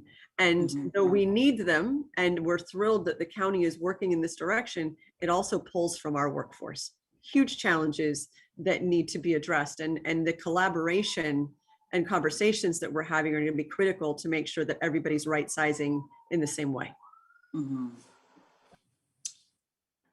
was just gonna say, even at $20 an hour, that's $41,600 a year. That doesn't pay for that workers' families, right? Or housing even. So we're not with our rental housing market, no. Right. So I mean, I just, I want to uplift that we can't, we have to fund positions that also isn't going to tip over themselves into homelessness because of the condition that the state and the the country is in, even on housing. But again, I heard some gems in some of your talks, Lisa. So I want to thank you for that. These fundings that are possibly on the way, but we are not, behavioral health experts. We are the housing experts here. So let's get some housing and partners in with folks who can assist the residents. I'm concerned about the residents that are not, as the woman whose brother lives in the property, and also the conditions of the housing that she uplifted, right? The mold and other health conditions. I thought we got cleared on the inspection, but I'm curious about that, and moving forward, how we're really assessing the property, if it's healthy or not. So, thank you. And we'll follow up on that for sure in that particular unit, ma'am. Okay, I'm gonna just. Madam Chair, can I just make one closing comment about this? I will say that I think that we've had this conversation about the staffing issue, and I brought up in my comments, obviously. With the money coming in, Lisa, one of these, and I've said, you've heard me say this before, partnership opportunities. I've mentioned we should be sitting down with Sandag regularly. The workforce partnership is, we have to get this focus on creating this group of individuals who are essential right now. And I don't know, aside from us having this conversation with the county, is the workforce partnership involved in coming up with ideas on how we use the money to train people faster? Madam Chair, I've said to people before, working with the downtown partnership to try and give an increased level of outreach capacity to clean and serve, so that the people who are on the streets, that we have some trained professionals there. I just hope that we're going to be creative, because travel nurses in Los Angeles right now are making $7,260 a week because the industry is getting crushed by COVID. So this isn't an overnight. There's no overnight solution, But we have to talk about what we're going to pay for salary, but more importantly, it comes down to not just talking about salary. We have to actually find a pool of people and start getting them ready and training them to help us immediately and building a pipeline. So there's a lot of conversation about talking about it. We have to start doing, and I just hope that there are collaborative conversations going on outside of us in the county with people who can help us create this focus at the community college level at all and start producing that pool. And I know we're doing some of that now. We need to supersize it. Yeah, I echo most of those comments. Lisa took the initiative to get that program started with City College, and hopefully we start seeing those dividends. But I'm troubled by what we're going to continue to deal with as far as workforce goes. Every industry is struggling, but if you are facing a job with, high trauma individuals, high acuity, safety concerns, and the added pressure of a, high profile role right now, recruiting is going to be very hard, especially since I'm fairly certain that our neighboring jurisdictions pay better. So I can appreciate the inequity. If we raise it here, then we're putting some pressure over here. I'd like to see what our differentials are with LA, Riverside, Orange County, and maybe we can right size that way. The San Diego Housing Commission has been very successful at finding money. I think it's time we find money to make sure that we keep our staff, especially the ones who have done the work and are building those relationships. I would challenge staff to think through that and see what we can come back with, and maybe have to revisit from the budget perspective as well. My comments are, I was getting the sense that this conversation was a trial for permanent supportive housing. It's absolutely not. And I think that the other commissioners did a good job of specifying that. We're all supportive of permanent supportive housing and having these options on the table. The hotels are a net positive. It's a learning curve though. And so I think some of the questions I have are, we have such a visible pool of homeless folks in San Diego, folks who need support. When we did our intake, it sounds like we prioritized folks who were not attached to services. We were prioritizing folks who had a steeper climb in a shorter period of time in a newer sort of program. So we set ourselves up for challenges, not that that's wrong, but what are the lessons learned for, as you guys were mentioning, the additional money for potential other properties? I would like to approach new properties, new opportunities with a clear lessons learned, things we don't need to do again.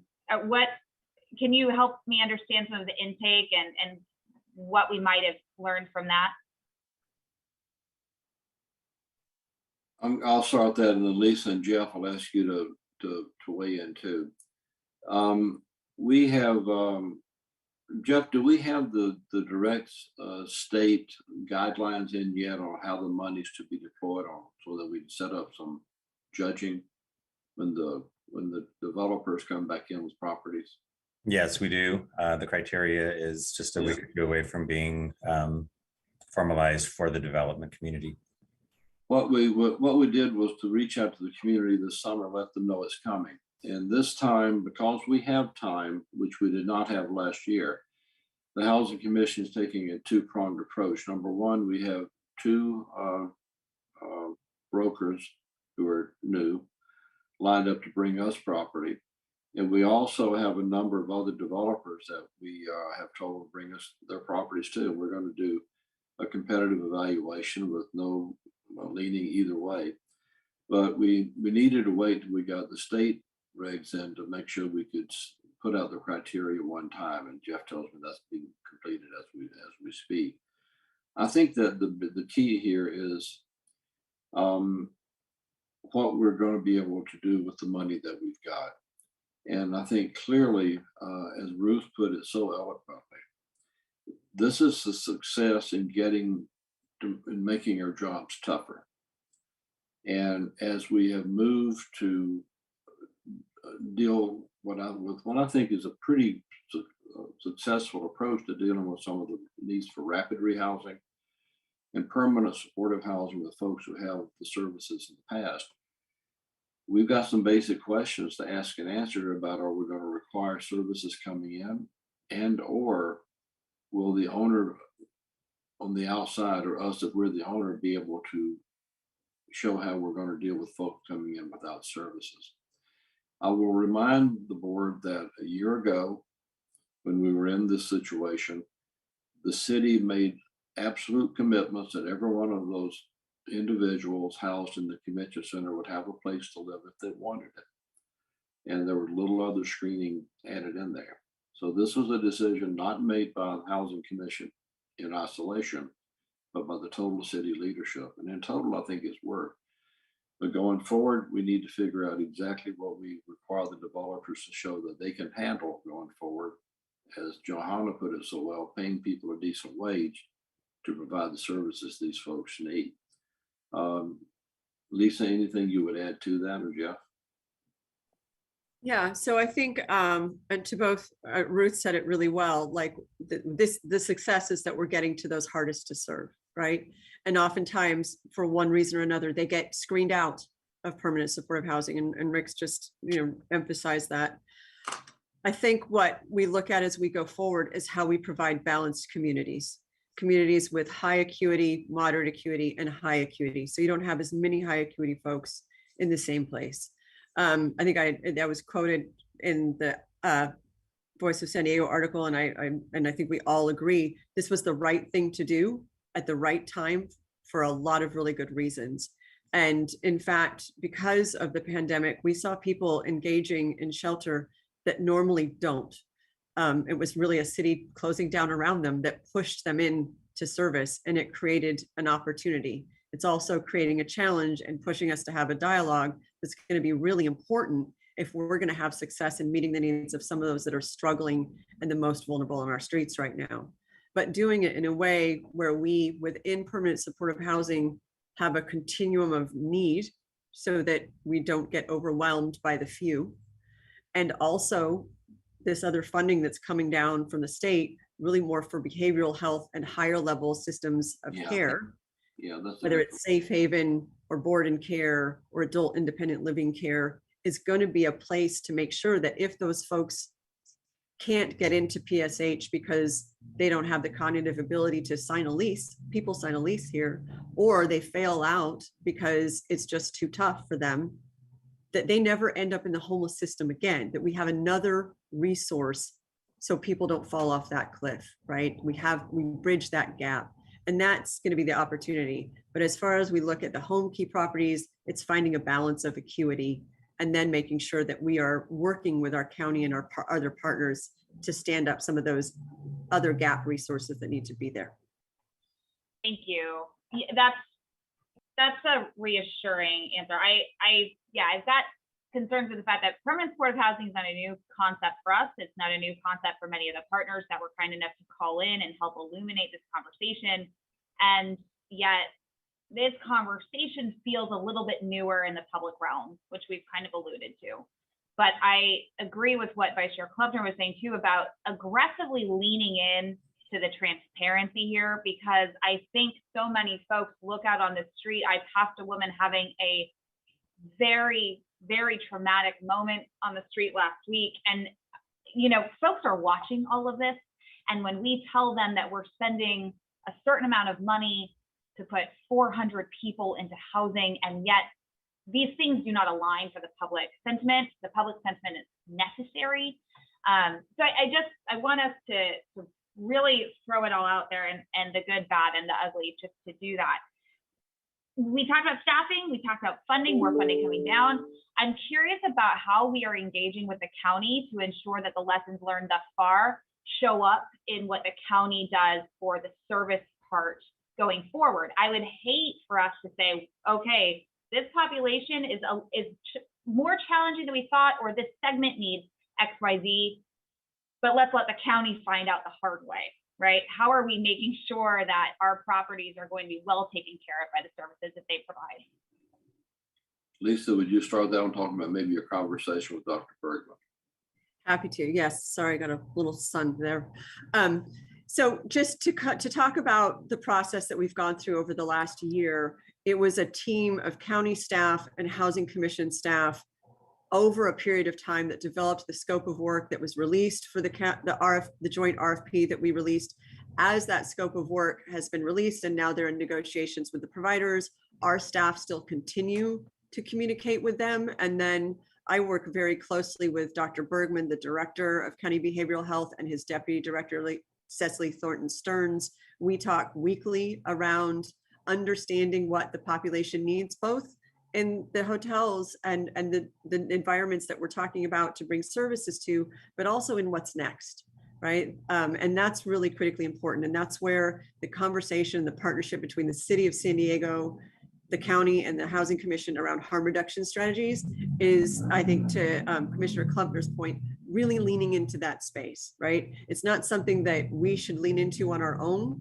We need the experts to come and do that with us. And there's a source that's noted on one of the last slides of the PowerPoint that is a link to Dr. Bergman's presentation on June 8th.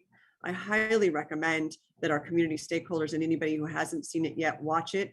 It really shows where the county is going in this direction, and it creates an opportunity for some really strong partnership to solve for exactly some of the things you're talking about.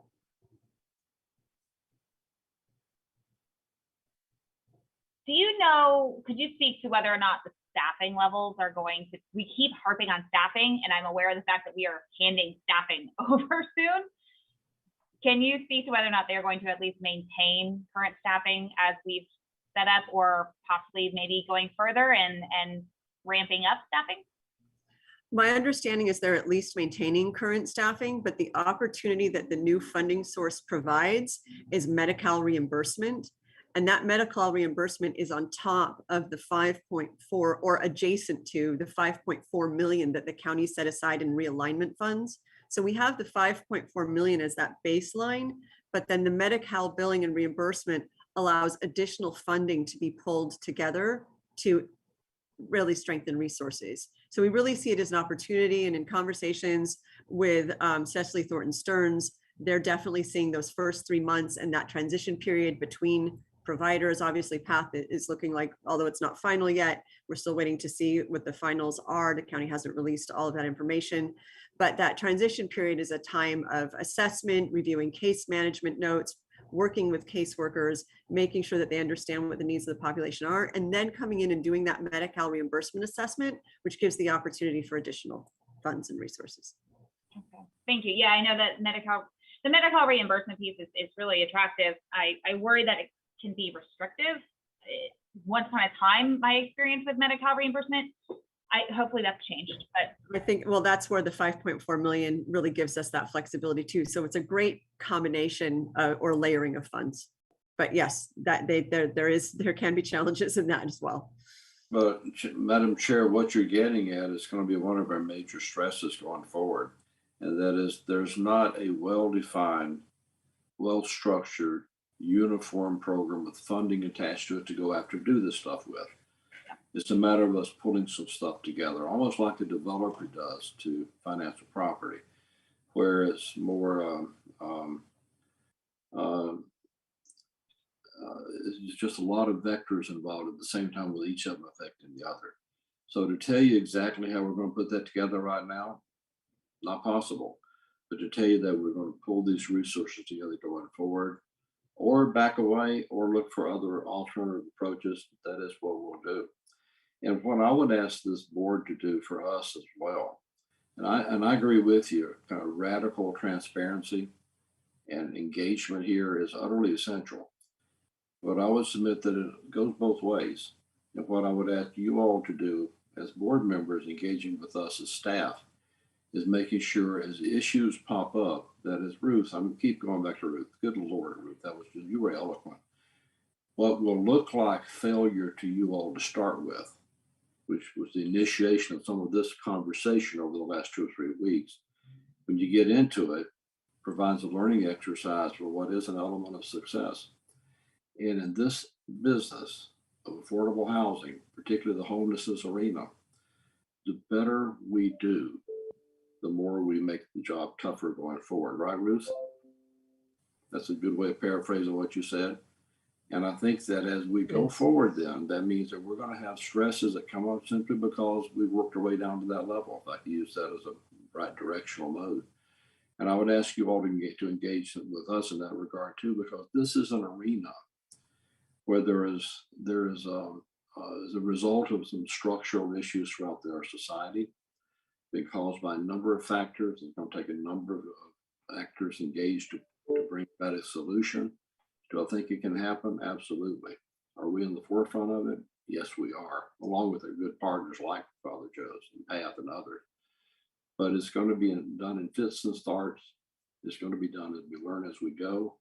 And I think that if you look where we are now versus we were about 6-7 years ago, we've got some good stuff done. And now we're getting done to the point where it's really going to get harder. I can appreciate that. And the learning as we go, we're all just students of this entire cycle and this process. So thank you, Rick, fair point. Let me also reverse that. What I would like to thank you all for on the board is your candor in this, and the fact that we've dealt with in a straightforward, straight up, no nonsense, very straightforward way.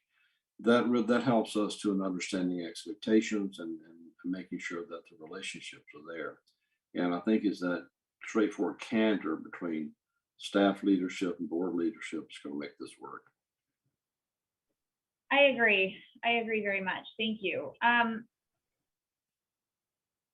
I would like to just stay on that transition piece as we get closer to November and the handoff. And Lisa, to the extent that we learn anything, Lisa and Rick and Jeff, I suppose, to the extent that we're learning about the physical site going forward, I think it was an earlier communication where the commission staff had pointed out that we're learning about what sort of physical structures lean towards better successes because of the way that humans have to move to be near one another to respond to things. I just want to make sure that we see all of that in what comes back to us with the additional funds so that we can document the growth and the learning as we've experienced it. Because I think that the work is really impressive. So on a final note too, I think, and this is something that Commissioner Mitchell has, I almost said harped, Commissioner Mitchell has been so enthusiastic about bringing to the commission, and that's what are we going to do in winter? And I'd love to talk about that if we could in November, just to make sure that, again, into that full picture as we watch homelessness in our community, as we face it so regularly, that the commissioners feel very confident and that our housing authority is very confident in the scope of our outreach and our programming, prevention, and intervention. And then that does it for me on that item. I think what we can easily do is show you what we can do as one partner in this process. The thing that I'm very careful about and to make sure that everybody understands is that there's no homeless czar at the Housing Commission. This is not just ours to operate. We've been very high profile in how we talk about it, how we engage with the community, how we engage with the press. But there are a number of other actors, including the mayor's office, including the county, huge responsibilities over the county. So, ma'am, what we can very well do is talk with you about what our own part is and how we relate to other parts. And we can pull in other folks who are leaders in this arena as well, in particular the county and the city, the county for sure. But it's going to be a multi-pronged effort, and I would not want to think that the Housing Commission controls the whole thing. We're playing our part as we see it, as we can. I have no issue with that. Commissioner Mitchell, did I represent your question well?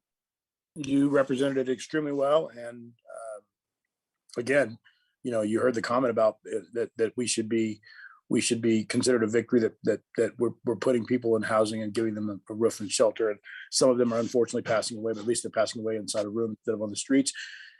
We need to have a plan for winter, or we will see people die on the streets. And I just want to make sure, and I understand what Mr. Gentry said, but this is a collaborative, and so everybody needs to be involved. Yes, sir. Yes, sir. Thank you, everybody. I appreciate the thoroughness of that conversation. And again, thank you to the callers. Our next item is 101, a workshop and discussion about the Housing Commission's accessory dwelling unit pilot program. Our phone line is now open for item 101. You can call 833-610-2513 to be placed in the queue. We have no written public comments submitted on this item, but that number is 833-610-2513. We're going to go ahead and take public comments after our staff presentation, which will come from Executive Vice President of Real Estate, Emily Jacobs. Emily, whenever you're ready.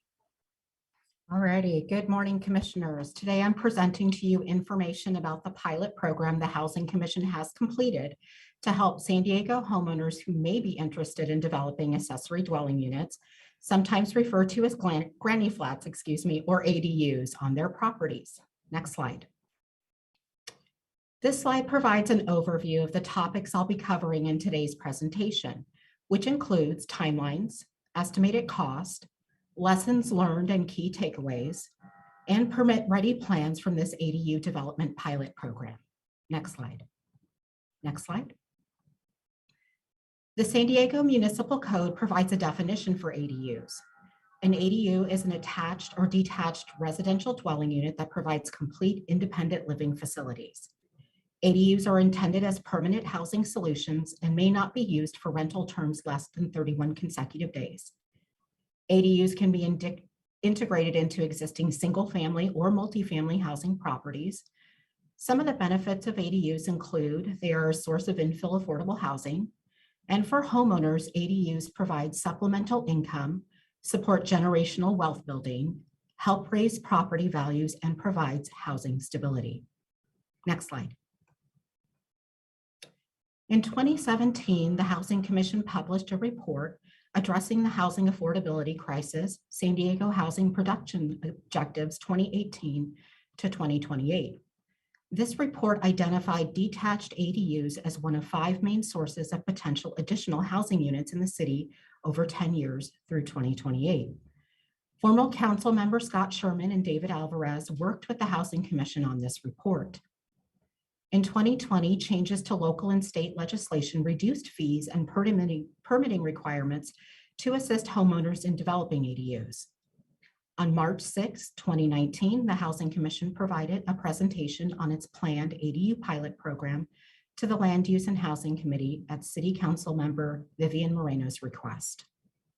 On November 15, 2019, the Housing Commission Board approved the construction of ADUs and available yard space at 5 single-family homes that the Housing Commission's owned. These properties were transferred to the Housing Commission's nonprofit affiliate for its ADU development pilot program. Next slide. Next slide, thank you.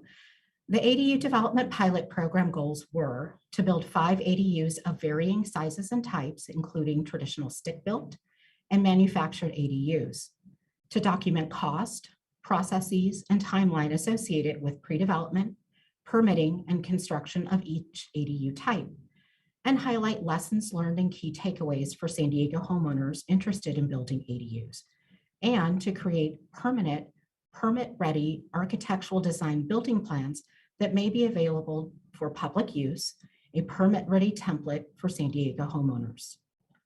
To this end, the Housing Commission completed 5 ADUs, ranging in size from 224 square feet to 1,199 square feet. 4 of the ADUs were traditional stick-built units, and 1 unit was manufactured off-site by the contracted manufacturer. For the 4 traditional units, the Housing Commission modified City of Encinitas permit-ready accessory dwelling unit plans to meet the City of San Diego's municipal code requirements. The next slides provide an overview of the timelines, cost, and key takeaways from the pilot program. Next slide. Timelines may range from 10 to 26 months depending on the type of ADU. Timelines include pre-development, permitting, and construction phases. As mentioned earlier, the pilot program constructed 1 manufactured ADU and 4 traditional or stick-built ADUs. The 4 traditional ADUs were designed by modifying the permit-ready plans as we discussed previously. A manufactured ADU, such as the one we built for the pilot program, can take between 11 to 16 months to complete. Permit-ready plans can be used to build traditional ADUs. This takes approximately 10 to 22 months to complete, depending on the size of the unit, complexity and design, and site-specific conditions, among other variables. Custom design plans can also be used to build traditional ADUs. These can take 10 to 26 months and likely longer, and also depend on size, design, and site conditions. Next slide. This table shows the actual total timelines for each of the 5 ADUs the Housing Commission built, along with a breakdown for each of the 3 development phases: pre-development and design, permitting, and construction and installation. It's important to consider a few factors that impacted the pilot program's timeline, which may not apply to individual homeowners. First, the pilot program took place during COVID-19, and the city's Development Services Department actually physically relocated at the time of plan review. These timelines also include the architectural timelines to modify building permit plans from the City of the Encinitas program. Homeowners who elect to use permit-ready plans will not be required to make these same modifications and therefore may experience a shorter design and permitting timeline. Next slide. This table shows cost estimates that are based on the pilot project's budget, adjusted to reflect costs that a homeowner might expect. Individual cost may vary per project according to site conditions, design, and other development aspects. The total cost ranged from $116,000 for a 224 square foot studio to $342,000 for a 1,199 square foot 3-bedroom unit. The cost for a manufactured unit is $137,000. The cost per square feet for a manufactured unit is less than all the other ADU types built in this pilot program, including the traditional studio. Next slide. The following is a list of key takeaways or lessons learned from the pilot program that may assist homeowners in their effort to develop ADUs on their properties. These takeaways are based upon San Diego Housing Commission's experience during the pilot program and may not reflect the actual experience of each homeowner because many diverse factors will affect each homeowner's experience.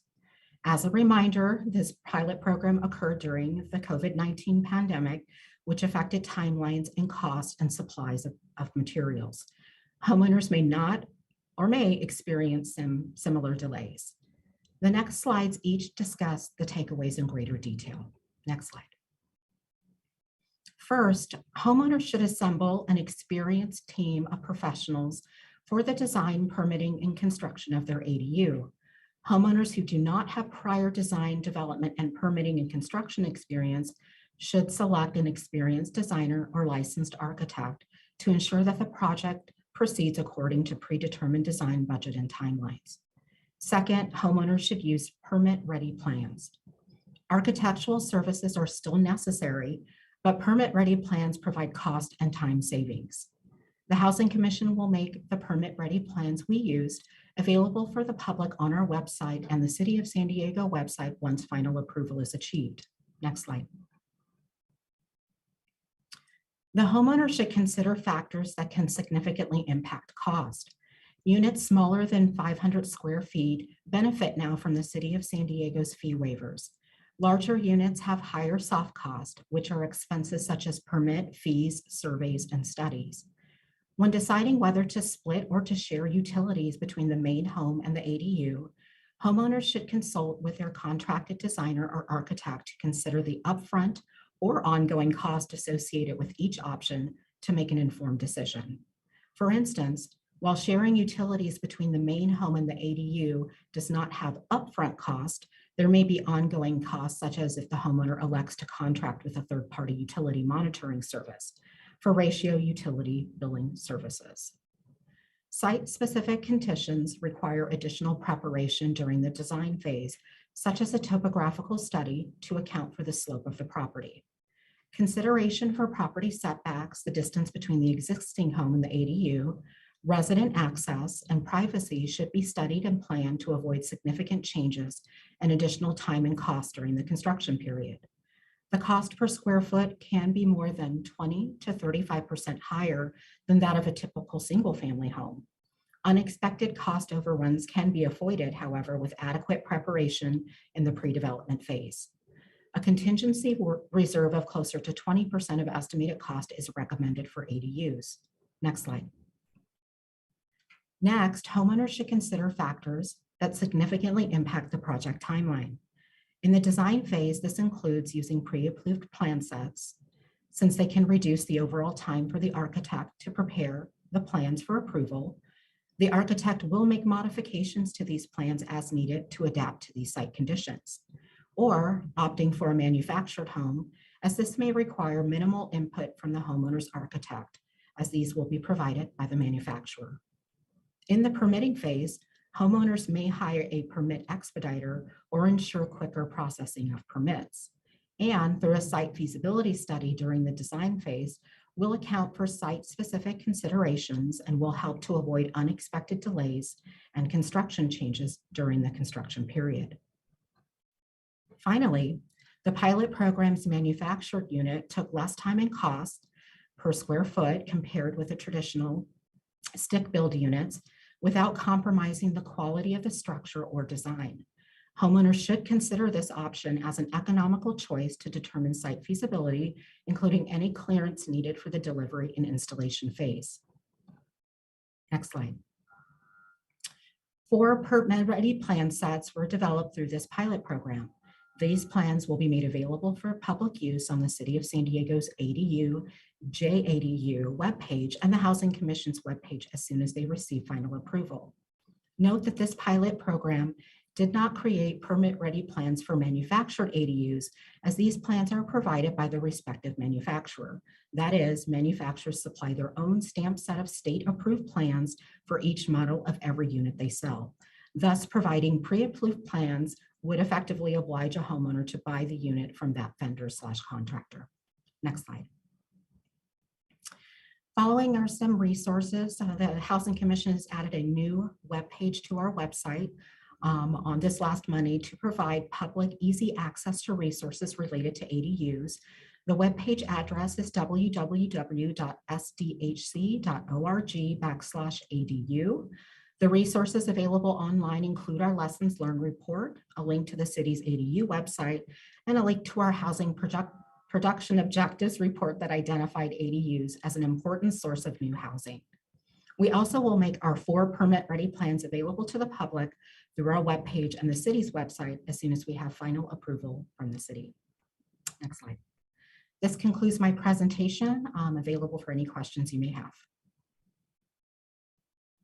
Thank you, Emily. Scott, do we have any public comments? We have 1 caller. Great. Mr. Brady, you can begin making your comments now. Hello, can you hear me? Yes, sir. Thank you. Hi, this is John Brady again. Thank you for your time.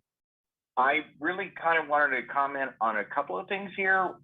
First off, I'm not sure if you followed recent press about the fact that ADUs and the ability for low-income individuals or homeowners to develop ADUs is really challenging because they're not able to refinance or finance their property. And I feel like we need to address that. And the other striking thing that came out in this report was we're able to build a studio for $137,000 or a 3-bedroom, 3-bath unit for $342,000. So I have to ask, why are we not redirecting affordable housing funding and investment into ADUs with a requirement that they be provided to individuals with low income or very low income for a period of time? Thank you. Thank you, Mr. Brady. We don't not have any other callers in the queue. Thank you. Any other commissioner questions or comments? Good job, Emily. Thank you, Commissioner Mitchell. There we go. Mr. Gentry? Just a few shout outs here.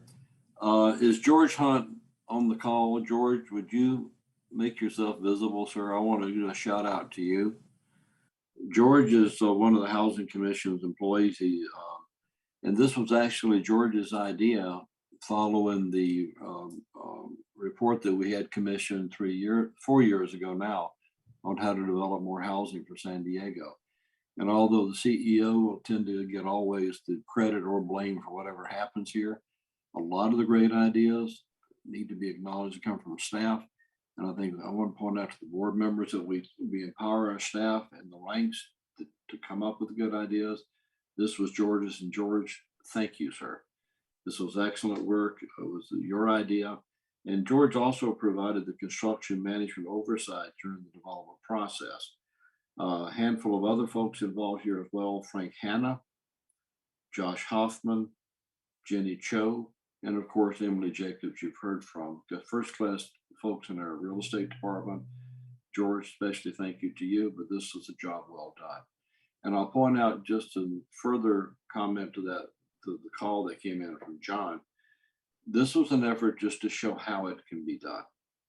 This was a technical exercise to show how these could be developed, what the costs could be, and to allow for a fast tracking through the City Hall to get these things done.